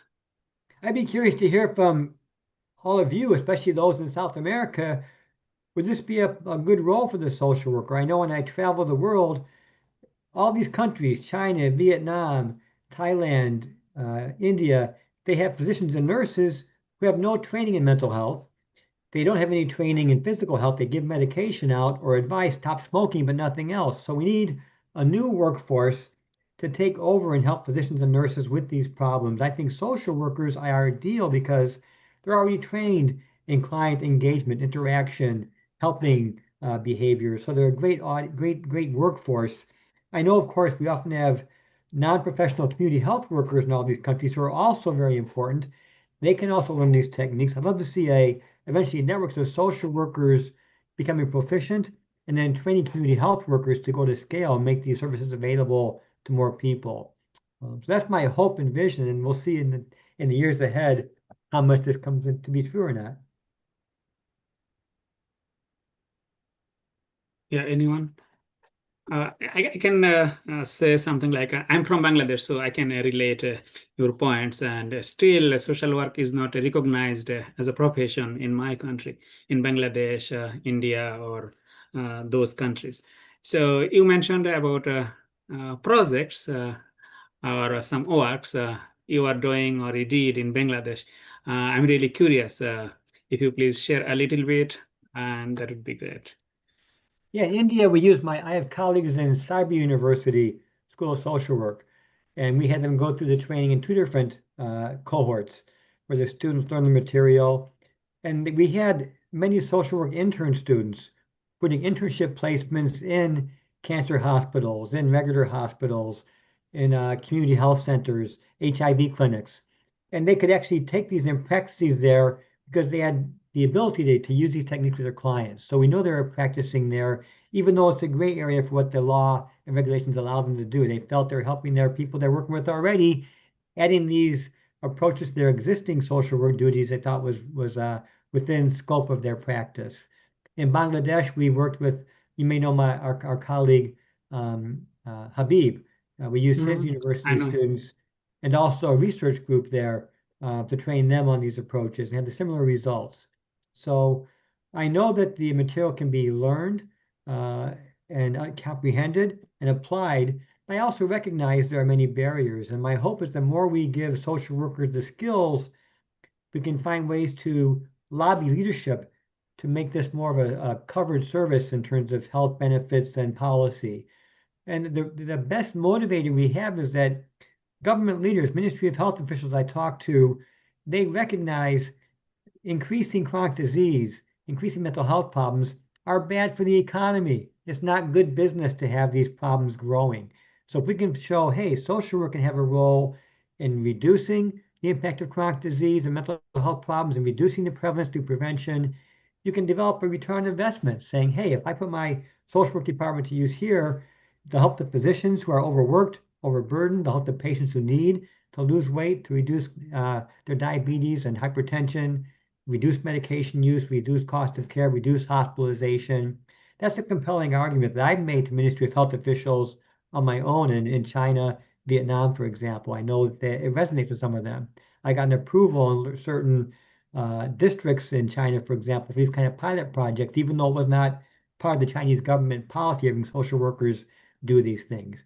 You have to find champions, hospital leaders, university leaders who want to champion and try and pilot test these approaches with their social workers to make them real. Thank you. Thank you so much. Anyone else wants to share anything or ask any questions to Professor Ronald?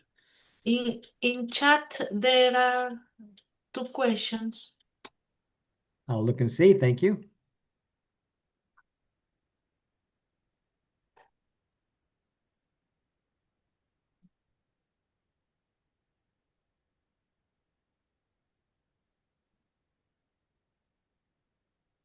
Well, the question number 1, what influence do family, community, and social context have on changing unhealthy habits?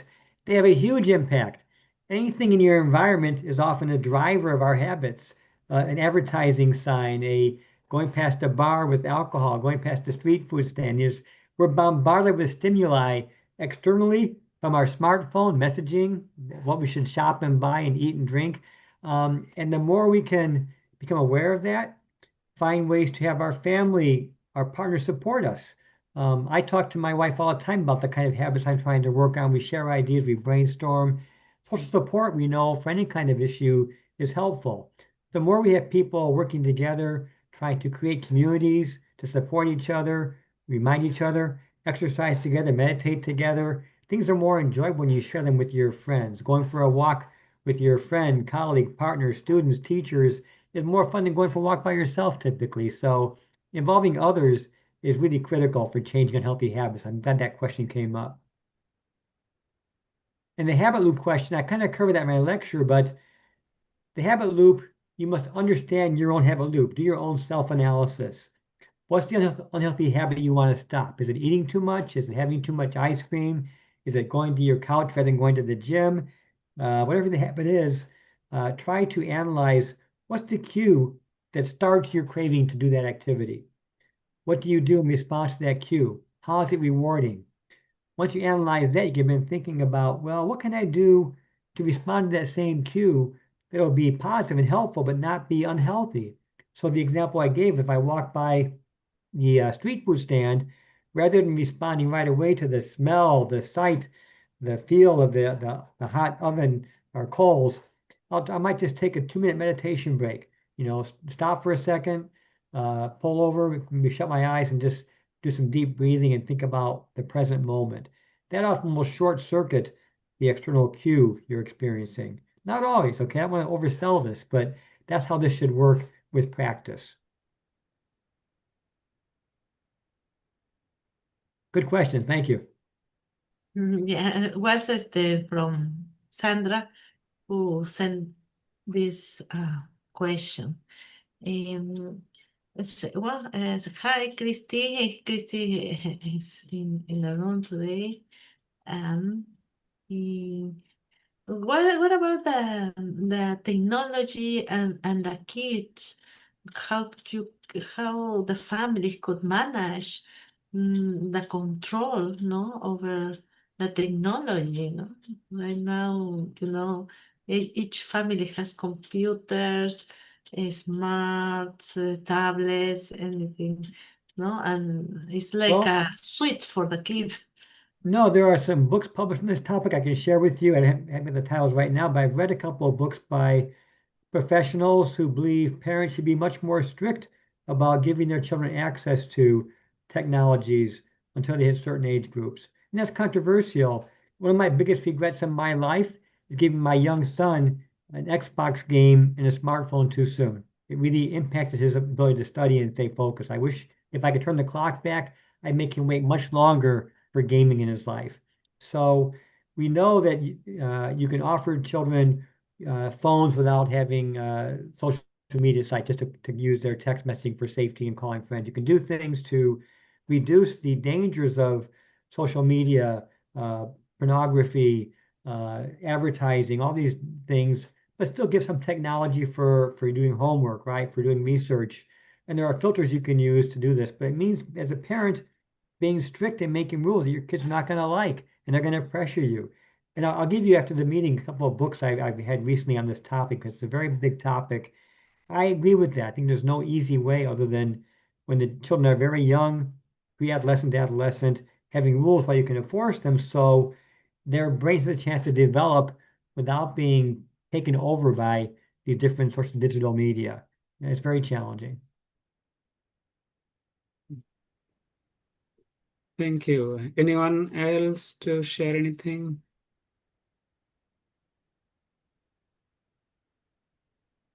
And thank you all for your time and for the opportunity. It's been a pleasure talking to all of you. Do you have a question, Jose Luis? Are you there? John, Ashley, Enoch, I haven't heard you now. In that case, I can ask one more question, if you please allow me.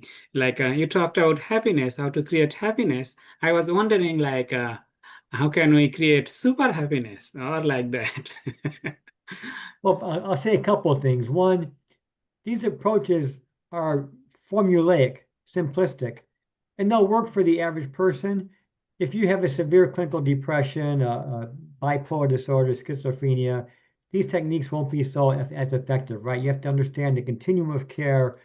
We're trying to use a population health approach. Most people with mild to moderate problems will benefit most from these techniques, because I don't want to give the impression that these techniques will solve all unhappiness. But for the average person, I think they'll be very effective. For super happiness, It means you get better in practice. Just like a monk, you practice and get better with practice. The more you practice trying to make your life structured around happy activities, the more you pay attention to happy activities, right? I've been doing mindfulness since 2016. I do my structured practice 10, 15 minutes in the morning or at bedtime. But during the day, I pay attention when I'm driving or if I'm walking or in the elevator, looking around. Is it a beautiful sky and sunshine? Are there beautiful trees? Is there an interesting situation seeing a mother and child playing or seeing children playing? I notice things now that I'm observing that in the past I might not have, and that brings me joy. I send compassion and love to my colleagues, my spouse, my children, right? So the more you fill your life with things about love and joy and compassion, that leads to, I think, super happiness, right? Doesn't mean you're never unhappy. We all have unhappiness in life, right? We all have tragedy and stress and illness and loss, but these are ways to be intentional, designing your life so you can be happier. The evidence shows that's possible, and I practice that and find it true. How many people do you see walking or in their cars, with their face in their phone wherever they go? This is all you see. So That many. can't be healthy, right? I love my phone. I love my technology and my apps. I love social media, but I don't have my whole life blocked out. I look around me and see what's around me and talk to people in person or on video live rather than just having social media be my only way of communication. Like anything else, it's moderation, trying to find a balance. It's not anti-technology, it's using technology in a way that's healthier. That's my point. And how you disconnect, no? Because you are with this habit, no? With your cell phone everywhere. But how you say, oh no, today I will live in a place, o sea, You can do you that and take divorce a of break. it. That's effective. But in my case, for example, I keep all of my notifications turned off. I have no audio, no vibration. I don't have anything to draw me to my phone. I'll look at my phone. I probably look at it too much, but not as much as the average person. I think they have research. The average person checks their messages like 500 times a day, right? That's kind of crazy. So I'm intentional about doing things with focus. If I want to work on a project, I'll try and do an hour worth of work, leave my phone on the side without looking at it intentionally, rather than stopping to check it every 10 minutes, right? There's small things you can train yourself to do. You can use habit change science to help you do that. And Putting how your to phone start away, a if you group. can't resist, locking it up, putting it somewhere else. If you like to make a therapy for this kind of people who are in this habit, how you will start with a group that I would share a book. I mean, I read New York Times health section. They had a psychologist recently interviewed. Her book is about this topic. I think I have it. Let me see if I can find it for a second. A minute. I'll be right back.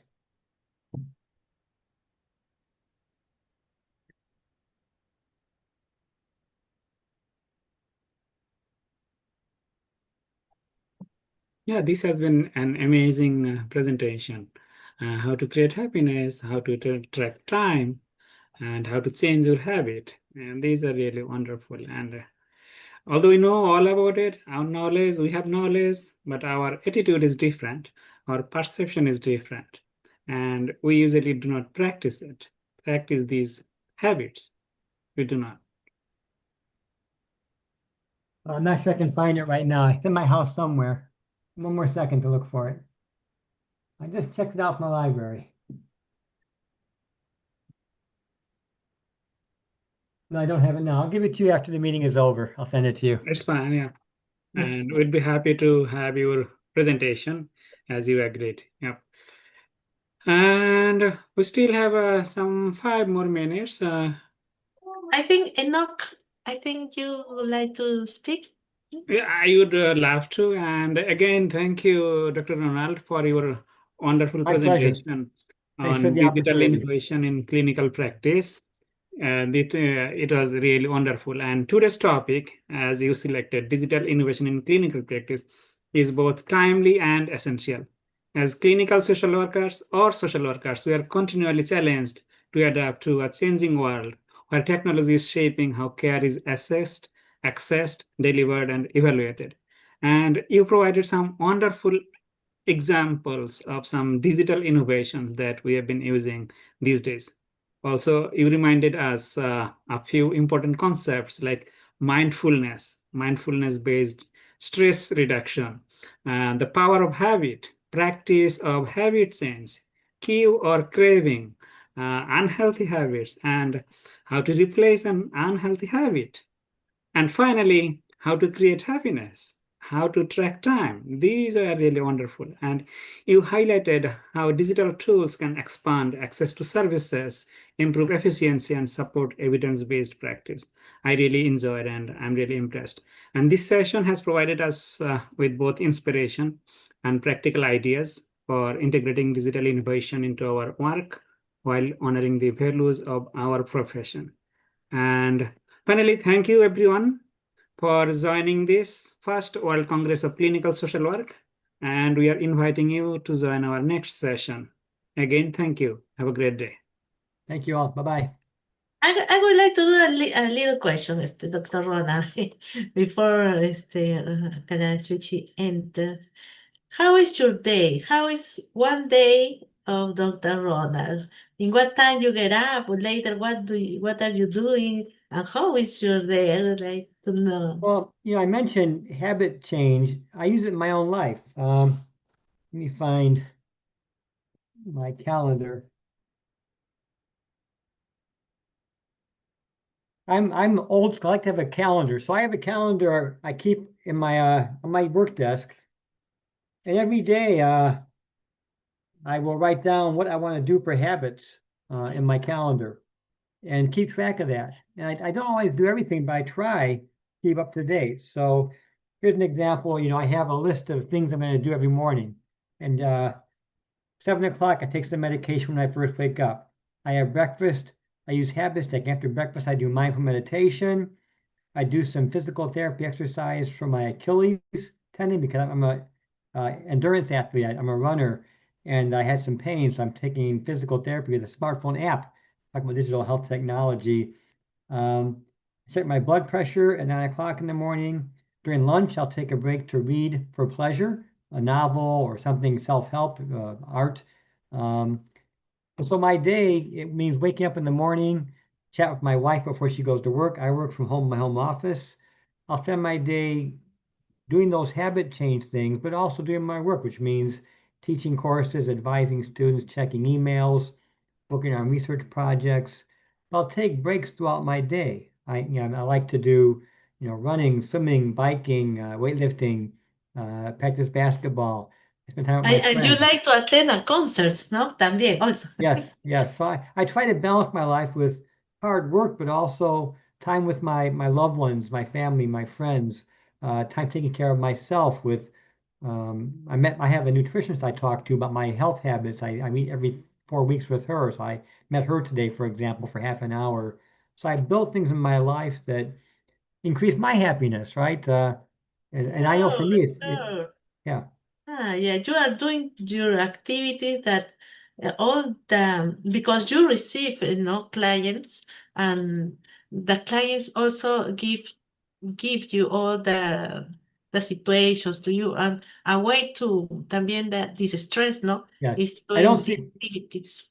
I don't do psychotherapy anymore. I did for many decades. I'm taking a break now as I do my teaching and research. But yes, even when I was doing psychotherapy, you have to take care of yourself. You can't become overwhelmed by your clients' problems. So that's all true. But I'm not perfect. I struggle too with habits and emotional distress and problems. But I try and use these techniques to weather the storm and cope as effectively as possible. So my life is enjoyable. I do too much, but it's because I like to do many things, right? Travel, music, concerts, dining. Yes, I like Wow. the activities you attend, and thank you for sharing, no, for sharing all these activities you are A good doing. question. Thank you.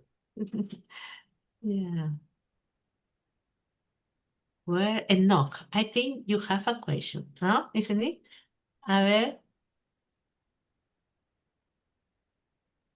open your Um, micro. okay, hello everyone. Hello. Thank you very much for this opportunity. I'm very much delighted to share with this wonderful team. Of course, I'm joining you from Kenya. And just to describe a little bit of myself, I am a fresh graduate from Masindo Muliro University of Science and Technology here in Kenya. Mhm. I am having my first year of experience in school, and I've been taking lots and lots of notes from this wonderful session. Actually, I'm very much grateful because the things that I've been interacting with are directly corresponding with what the presenters have been teaching us today. I'm very much grateful. I'd really like to interact with you more and more, and I'm very happy to join the family. Thank you very much. And I am a medical social worker. Fantastic, Enoch. I'm happy to hear that you're a medical social worker. And, I mentioned my work in Africa. That's been relatively new the past year. And a lot of my work is done by my colleagues. I have many students in my doctoral degree program who are studying in America but are from Africa. So I have two students from Ghana, one from Nigeria. So we put these programs together. We have students from a hospital. They're very diverse students, social work, psychologists, psychiatrists, physicians, pharmacists, taking these courses and finding it very helpful. So if you want to get in touch with me about trying to make it available in Kenya, happy to talk to you about that. Yes, I'm very much grateful for that opportunity. And I had a question. Yes, go ahead. You have presented on digital innovation and how to use technology. And I heard you mention about the smartwatches. And I've been thinking about children with autism. And one of the key aspects with children with autism is that they might not be in a position to interact with the devices very quite well as compared to us. So how could we approach in them using these kinds of devices without us really directly putting our efforts to them? Or how are we going to help them use these devices, let's say in areas where we are limited to them, let's say maybe at their homes? How could we use these kinds of devices to help them um, achieve or rather acquire effective services? Yeah, Enoch, I have two answers for you. The first answer I told Carito in January, you want to restrict children, even with those with autism or other problems, from having too much access to social media, screen time, uh, all those influences too early in life. So restrict it till later on. But secondly, for autism spectrum disorder, there are many technologies designed to help those children learn to cope more effectively. Social skills training. We have all kind of iPad training for autism children. You have parent-child training through screen-based approaches for autism spectrum disorder.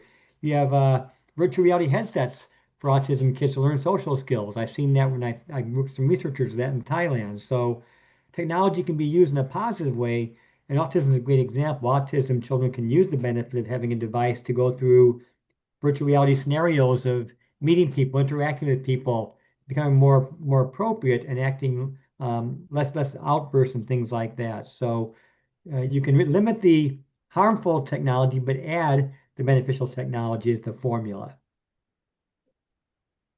Thank you very much, Professor. And the last question, but not the least, is on the habit. And I'd like to ask in terms of the group therapy. So how will I be able to drive a new habit for a group, let's say in a mental setup where I'm trying to introduce a different kind of a habit, and it has been difficult for me using the simple redefining therapy, but some different patients are unable to achieve the kind of habit that we are trying to intervene. So how am I going to change the habit of a group? Well, all these approaches I mentioned, I mean, mindfulness is typically provided in a group setting. So you could do mindfulness group in an inpatient or hospital setting. You can do a habit change group. Everybody has habits they want to try and change, right? Smoking, too much TV, overweight, eating healthier. So just have them go through the lessons module by module, practice the skills, and talk to each other because the group, the benefit is people support each other, give suggestions to each other. They often want to hear more from a peer rather than from a psychologist or social worker, right? They want to hear from people they know are like them for advice. So if you can lead that kind of group, it can be very beneficial. Thank you very much. You answered my question. I'm very much grateful. You're welcome. Thank you for the great questions.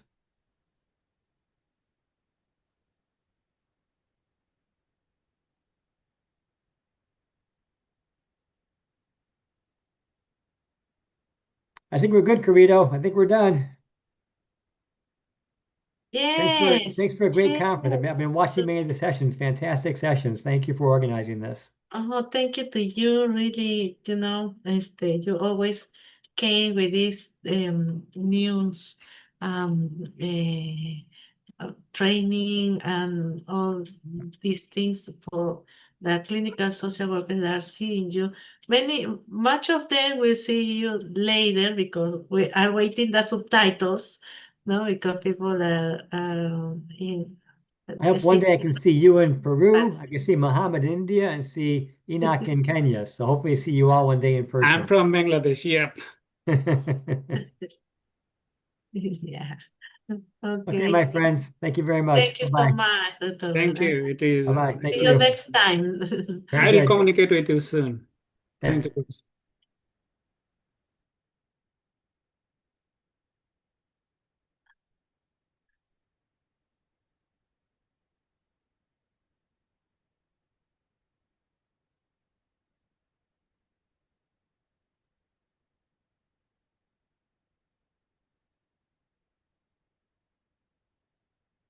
Well, now it's time to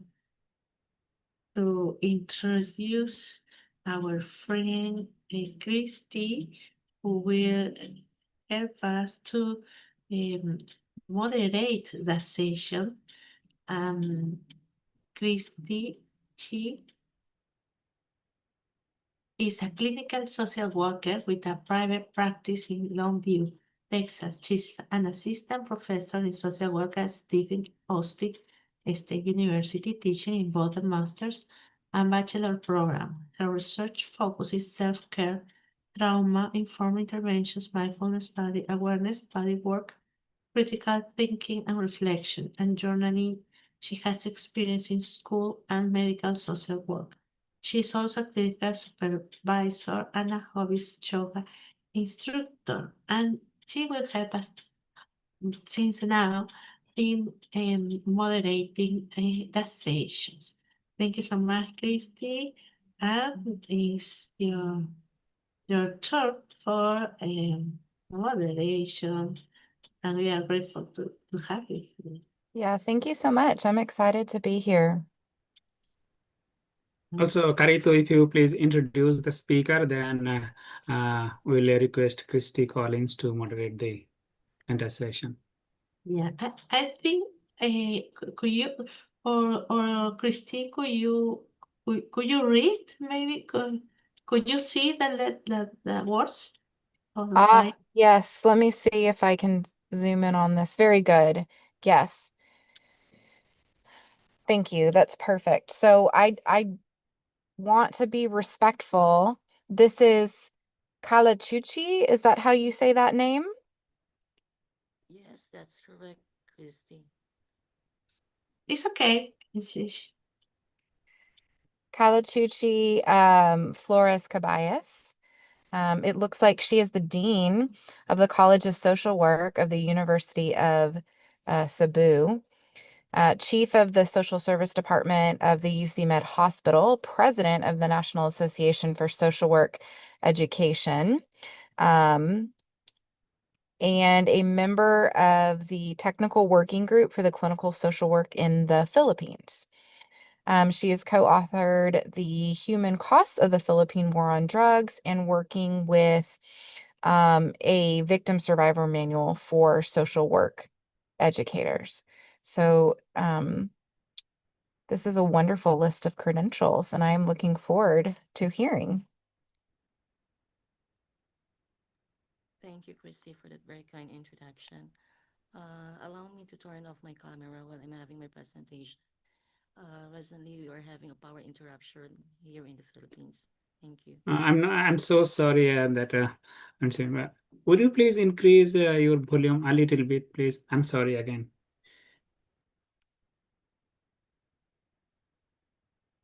Okay, for a while.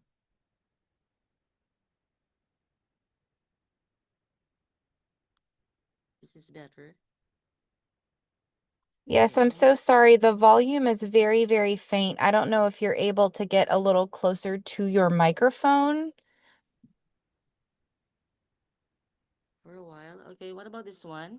Is this better? That's a little bit better. Yes. Yes, that's a Okay. little bit better. Thank you. A little more. Could you do a little more? Okay, this one. More. Okay, what about this one? Is now better? More or less. Okay. Up. Am I audible? You are, but it's still pretty faint. I don't know how close you are to your mic. Okay, this one. What about this one? That is better. Yes. Okay, thank you. Can I now proceed with my presentation? Okay, good morning. I am Calichuchi Flores Caballes. I will be presenting about the social worker's role in disaster mental health, the Philippine experience. So in a nation consistently facing natural disasters, the psychosocial impacts on the Filipino have become a critical focus for clinical social work. Beyond the immediate needs for shelter and relief goods, the psychological recovery of survivors is paramount to long-term community resilience. The role of clinical social workers in disaster mental health is a critical and often under-discussed component of humanitarian aid and community rebuilding. While global efforts have focused on infrastructure and emergency medical care, the profound psychosocial impact of catastrophic events on the individuals and communities has gained increasing recognition, as mentioned by Smith and Jones. So in the Philippines, a nation consistently ranked among the most vulnerable to climate-related disasters. Our repeated exposure to typhoons, earthquakes, and volcanic eruptions necessitates a specialized approach to mental health and psychosocial support that goes beyond the immediate crisis intervention.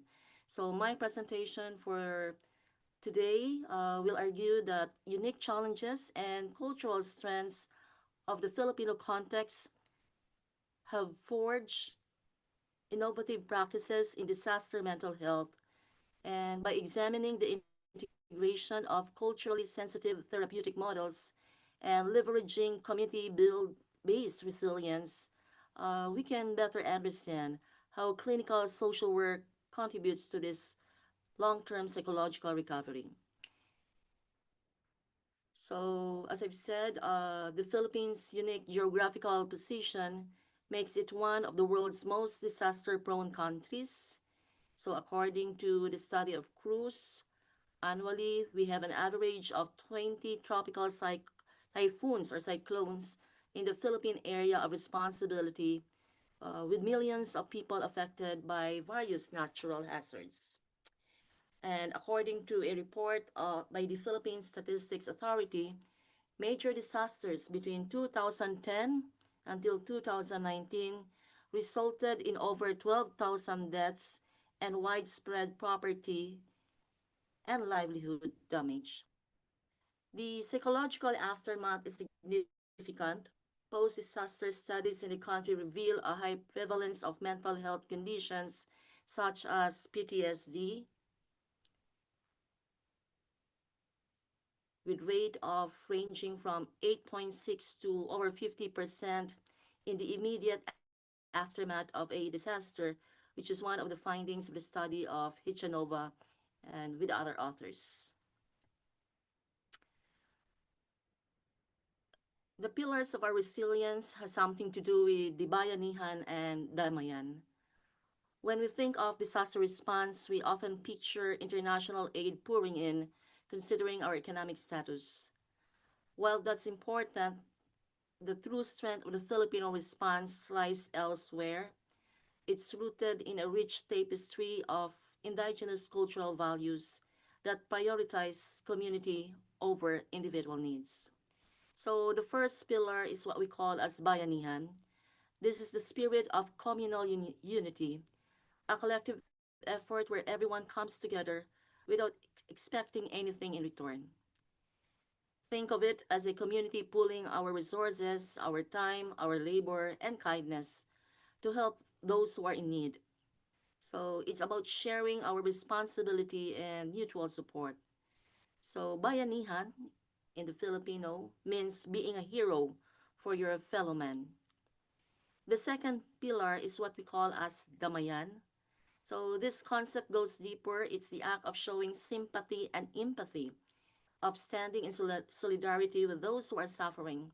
So it's not just a physical help, but also our emotional support, offering a shoulder to lean on and a listening ear. So damayan in the Filipino is a Filipino concept that speaks about compassion and shared grief. So more than just a tradition, these aren't just old sayings passed down through our generations, but bayanihan and damayan are living, breathing coping mechanisms. They form a vital source of our social capital, the networks of relationships that build trust and cooperation within a community. In times of crisis, this social capital is what allows the Filipino community to mobilize quickly and effectively, providing immediate relief from within. So how do we apply in how can we what's the clinical approach, in relation to this damayan and bayanihan? So looking into our practice, how do we apply this in such a structured way? So in the Philippines, the social work models are designed to integrate these very values that we have, rather than usually relying on the top-down directives. These models empower the community itself, and I think that could be one of our strengths, despite being one of the countries usually hit by typhoons and earthquake. So as social workers, we facilitate collective healing through group work, bringing hope, bringing people together to share experiences and find strength in numbers, and through community-based activities where we engage the affected communities in rebuilding efforts, from clearing debris to organizing food drives and even organizing volunteer groups. So this approach not only addresses physical needs, but also fosters a sense of agency and collective ownership in the recovery process. And I think that's the essence of community organizing also. So with this collaborative effort, by leaning into the inherent resilience found in our cultural values, Filipino communities, I believe, can recover from these challenges, not just physically, but also socially and emotionally. So the clinical response on a macro perspective, looking into the government response also to these challenges, I would say that the government leadership is the first and most critical part of our disaster response. Uh, in our nation, the DSWD, or the Department of Social Welfare Development, is the forefront for this. They aren't just distributing relief goods. Our public social workers, which we can find in our municipalities, cities, and provinces, also provide crucial and immediate psychosocial services. The specialized intervention, like the PFA, So these are services that we have tapped on, we have prepared to be provided right away to the victims. So we just think of this in this way that when people are in evacuation center, they need more than just a roof over their heads. So they're dealing with shock, trauma, and immense stress. So I think this is where PFA comes in, and we appreciate that in the Filipino context. So PFA isn't just a therapy, and we all know that. So this works with us because it's more on being compassionate, humane, and a very practical approach to help people feel safe, calm, and connected. And I think aside from PFA, the most common one we use is the critical incident stress debriefing. So both PFA and debriefing might be short term, but they lay the foundation for a healthy recovery. So based on the research by WHO, points out that these early interventions are especially vital for our most vulnerable populations, especially the children and the elderly who have unique needs and may be less able to articulate their distress. So providing them with dedicated support from the very beginning is essential.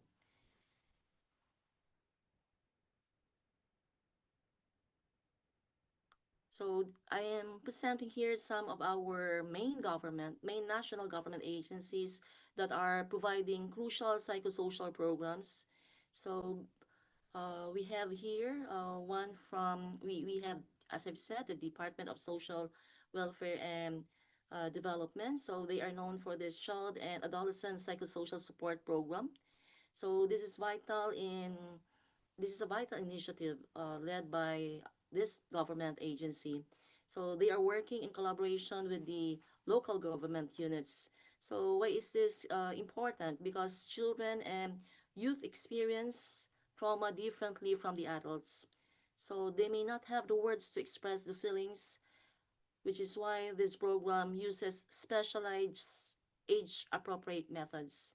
So a key intervention for this is the play therapy that allows children to work through their emotions and experiences in a natural and non-threatening way. The other one, which is usually the main provider of this is the Department of Health, but other government agencies are also providing this as well as non-government organizations. We have the so-called community-based disaster psychosocial support, otherwise known as the CPDPS framework. So this program is being developed by DOH, and it recognizes that mental health care needs to be sustainable and accessible. So this is our one way of responding also to the sustainable development goals. So rather than relying on outside professionals to come in after every disaster, so the CBDPS framework trains community health workers right at the barangay level. So which is what we call as the basic local government unit here in the Philippines. So these are trusted members of the community who are trained to identify and address common mental health issues that arise after a disaster. So this approach decentralizes mental health services, making them readily available and culturally sensitive. And with that, uh, our university has also come up with a disaster response program, and I think this also gives a good experiential learning experience to our students, especially our social work students who are volunteers for this program. So our university provides not only the uh, food packs or hygiene kits, but more than that, we also capitalize on our psychosocial interventions. And as what you have seen here, we do some art therapy, stress debriefing, not only with the children, but as well as the adults, especially with women. So from these experiences, both in the macro and in the micro level, so we can come up and we can explore on a holistic approach to disaster recovery. This isn't just about physical reconstruction, As I have emphasized, it's about rebuilding the human spirit. So the first key point is to understand that clinical social work in the Philippines is far more than just a job. It's an essential component of our disaster management framework. It's the human element of the response, focusing on the psychological and social needs of individuals and communities. So without this specialized care, recovery, I think, is incomplete. So it's a difference between merely surviving and truly living again after a disaster. So effective psychosocial support must be culturally sensitive. There should be an element of cultural integration. It's not about importing a foreign model. It's about also recognizing and leveraging the inherent strengths and community bonds of the Filipino people, but as well as to other nations. So our culture is rich with traditions of mutual support. I would like to believe that. And in the Philippines case, we have bayanihan, where communities come together to help one another. A holistic recovery framework taps into these existing social structures to make the healing process more natural and sustainable. And by doing so, we're not just providing a service, we're empowering communities to heal themselves. And I think this is the essence of being a social worker also, and working with communities, or being a community development worker also. So finally, as we look to the future, the Philippine experience offers a valuable lesson to the world. We've learned that true recovery moves beyond immediate crisis intervention and towards sustainable community-based psychological well-being. So we are not just patching things up, we are building resilience from the ground up. This forward-looking approach ensures that communities are better prepared for future disasters, both physically and psychologically. It's about creating a society that is not only ready to respond, but it is also equipped to heal. So this holistic framework, which integrates professional expertise with cultural strengths, is the key to achieving long-term recovery and well-being for all.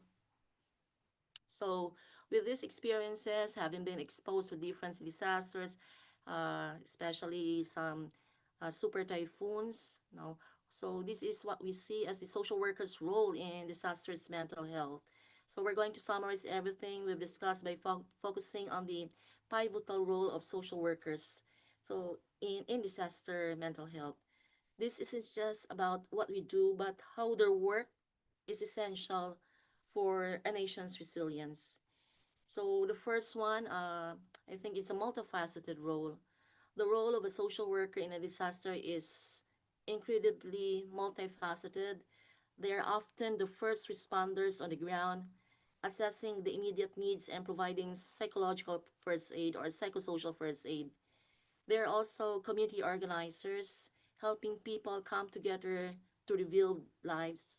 And in many cases, they act as trauma informed therapists, providing ongoing support to individuals and families, dealing with the long term effects of the traumatic event where case management comes in. So it's a role that requires a unique blend of skills and compassion. The second one that I would like to help emphasize is providing that culturally sensitive care. Effective social work in the Philippines extends beyond the application of the Western models. It must be culturally sensitive. Filipino social workers integrate these indigenous concepts, which I have shared a while ago, the bayanihan, the damayan. And by leveraging this inherent cultural strengths, social workers help communities heal in a way that feels natural and authentic to the Filipino experience. And lastly, advocacy for the vulnerable. Social workers are also vital advocates for the most vulnerable members of society. As I've said, in a disaster, we have seen that the children and the elderly and the women, of course, are individuals with pre-existing, and those individuals with pre-existing mental health conditions are at higher risk of psychological distress. So social workers provide specialized support to this high-risk population, ensuring their unique needs are met and that no one is left behind in the recovery process. And above all, I think professionalism is the key. Finally, we must recognize that professionalization is a key to a more resilient nation. While clinical social work in disaster mental health isn't yet a recognized specialization, there are ongoing initiatives to formally and strengthen the capacity of social workers. And by providing them with specialized training, we can always ensure that we are better prepared to deliver high quality psychosocial support in the Philippine setting. So this will ultimately create a more resilient nation capable of not just surviving a disaster, but again, as I have always emphasized, healing and rebuilding stronger than before. With this, with the facts and experiences that I have shared, the Philippine experience shows us the effective disaster response is about more than just a physical relief. It requires a holistic and human-centered approach with social workers as the forefront. They are the bridge connecting immediate crisis intervention to long-term community healing through the multifaceted role as first responders, community organizers, and even trauma-informed therapists and case managers. Social workers are not only providing essential services, but also strengthening the Philippines' resilience from within. So by embracing culturally sensitive care and advocating for the most vulnerable, we can always ensure that recovery is not just about rebuilding homes, but about restoring hope and well-being. The continued professionalization in the clinical work in the Philippine setting is a key to a more prepared and resilient Philippines. With that, thank you for your attention. Gracias. Thank you. Thank you so much for that wonderful presentation. I thought that was very informative. We do have a question in the chat. What do you think? Are there enough social workers across your country to provide clinical social work services in disaster mental health? So do you have enough for the need? Okay. Considering the number of social workers that we have in our country, I would like to believe that we need more social workers. And as a matter of fact, the main agency, which we call as the Department of Social Welfare and Development, are even collaborating with our professional organization to inspire the young generation to take social work. Um, Considering the different challenges that we underwent in the Philippines, the government has come up with different programs to address our several needs. And I think one of that is not only in relation to poverty alleviation, but I think one thing that we are also considering right now is in the field of the mental health setting. And I think with that, we need more social workers who are good in providing clinical services or mental health services. Thank you. Thank you. I'm curious to know, does your university partner with other universities from other countries? Like you have a really good model. So are you able to share this model with other universities, other countries? Oh, thank you for that question, Christy. Um, we are looking forward to some partnerships with other countries where we can share this experience of ours, especially our UC Sapnai program. Currently, we have some ongoing talks with Australia and some Asian countries, and they're also interested to look not only into how we do case management, um, but how we also address the different disasters. Thank you. I'm curious if there are any other questions. I'd like to make a comment. I was listening to your presentation. It was really wonderful, and I thank you for your wonderful presentation. And I was thinking about my country, Bangladesh. It's a disaster-prone country, every year we face so many disasters, natural and man-made as well. And yep, maybe Bangladesh can be a good partner if you are looking for, and we can communicate later. And as Christy mentioned, like the framework looks really excellent, and yep, hopefully we'll be able to work together and do something. Thank you. Oh, thank you for that interest. We are very eager to share our experiences also, especially from those from the Asian countries, all over the world, especially for those schools who are also offering social work programs. We are very open to that. And I think this is one good thing that we were also interested so that we can also learn from how other countries respond, not only with relation to the material needs, but more than that, how we address mental health issues or concerns related to disaster.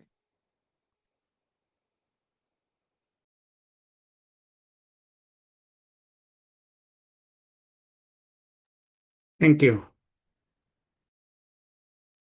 Any other questions or thoughts?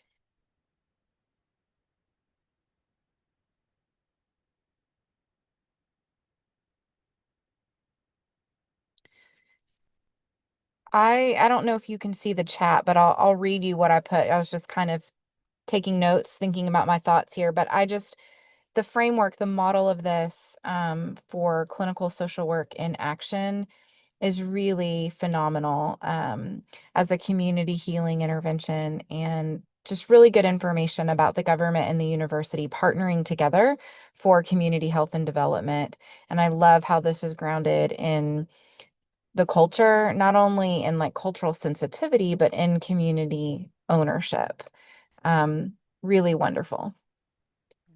And do you have a college a school of social workers, some associations of social workers? Do you have there? Yes, yes. We do have a professional organization. We call it PASWI. And from this PASWI, we have different sub-professional organizations. And I'm also part of the National Association for Social Work Education in the Philippines. Yeah, you're right, Christy. I think this is also our university's commitment to the PPP as popularized in our SDG, the private-public partnership, especially in addressing disasters and other problems in our country. In our way, we have not only trained our young aspirants, social workers, to how they can practice their skills eventually when they become professionals. But I think more than that, I would like to give credit also to our university president who has this heart to offer their resources and believe on the College of Social Work that we are one of the college programs who can manage this SAPNAI program. SAPNAI means to help in the Cebuano term, Filipino term. Wonderful. Thank you for that. Any other thoughts?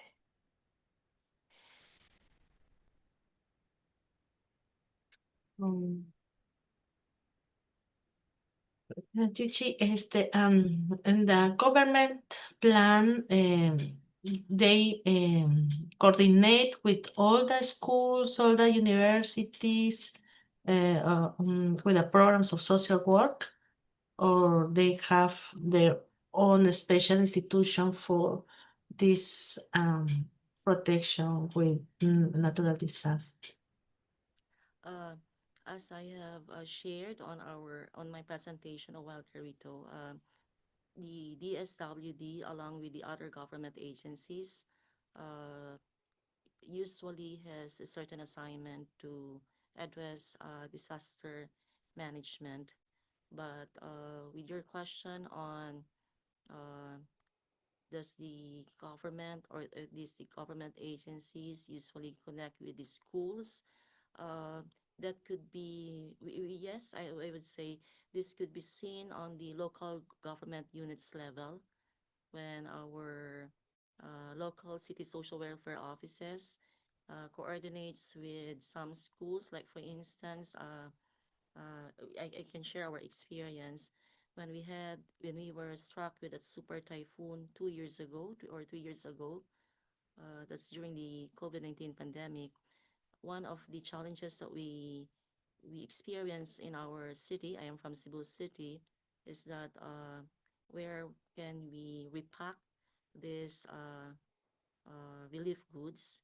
So what University of Cebu and with this national government, with this regional office, they ask for a certain area where we can do repacking. And other than that, our city social welfare office also asks for volunteers, no, especially student volunteers to help in the repacking of or this and distribution of relief goods.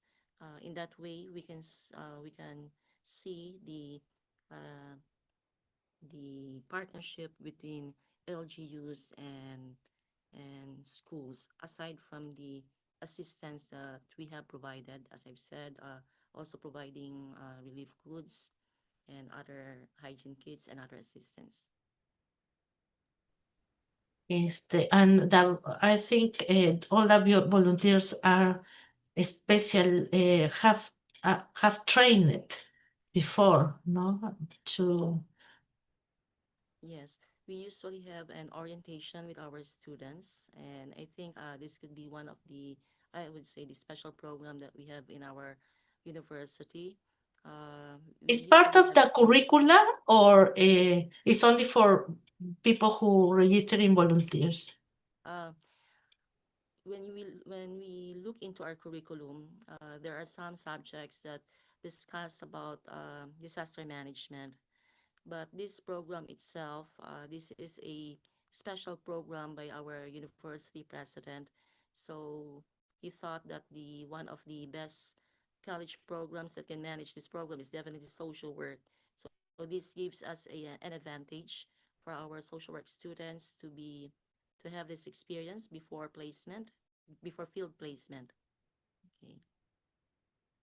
And has credits. What do you mean by credits? Credits, a value of the course has a value. It is in. No, because we have emphasized that this is a volunteer program. So I think the the the good thing that they can get from this is the experience already in coordinating, in working with different stakeholders involved in disaster management in our locality. Okay. How is, for example, a percentage, no, for the university or the school of social work? How many enroll to this program? For now, we have limited number of volunteers because we are also seeing that we can provide quality experience to each year's volunteer. Okay, number of volunteers. But that also depends, like if there are some uh, situations that calls for a big number of volunteers, then it becomes a university-wide effort where some of the students from other colleges also helped us in repacking or packing of goods and as well as in distribution. And let me also emphasize this, that we are also coordinating with the student body of our university, since our university president values the participation of different student organizations through their student leaders, program leaders.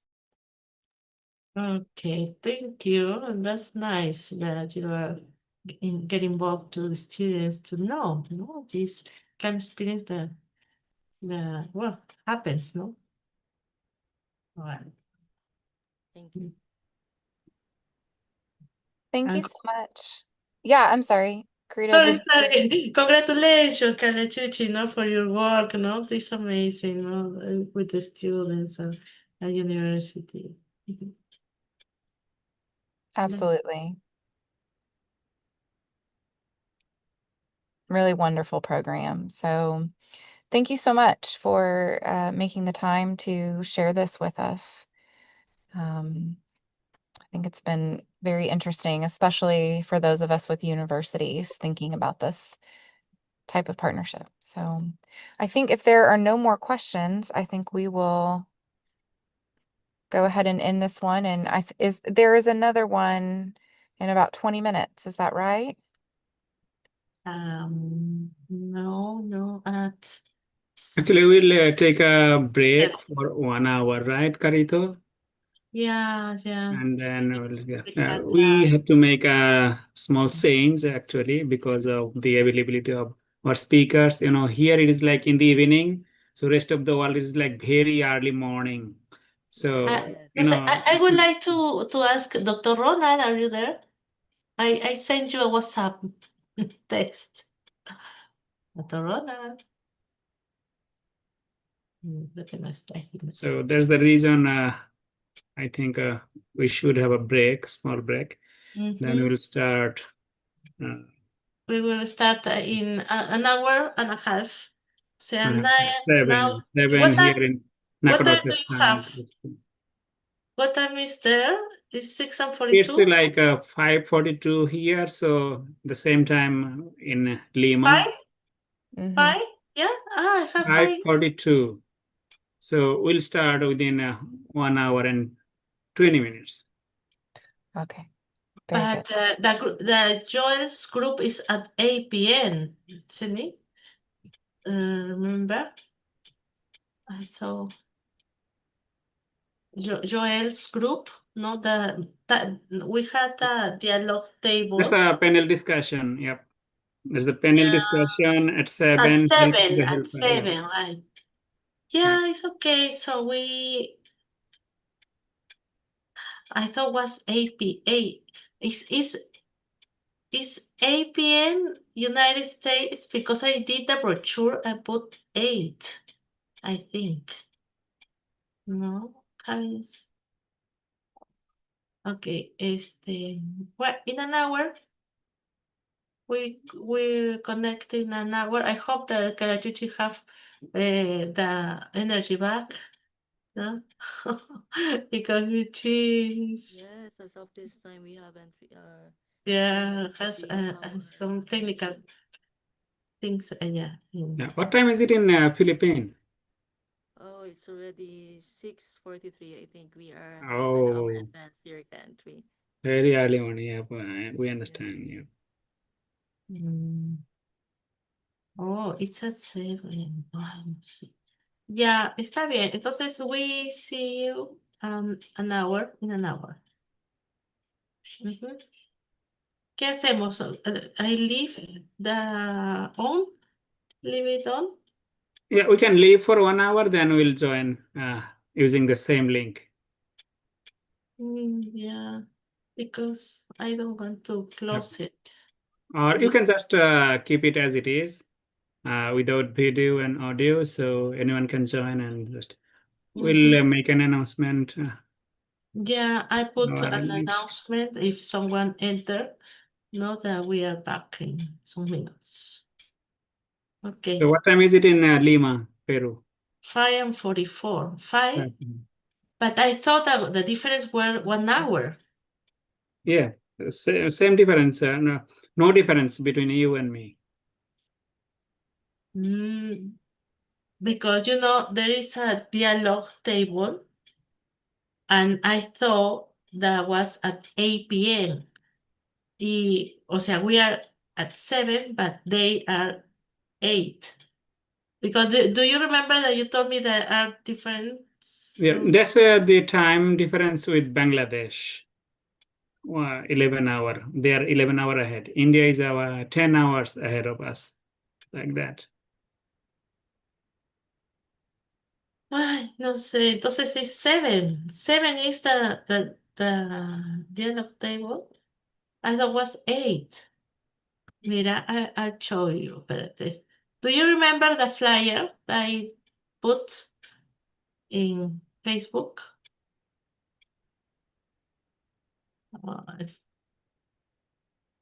Quiero ver. Puse 8, mira. I put 8 bien. 8. Mira, 8.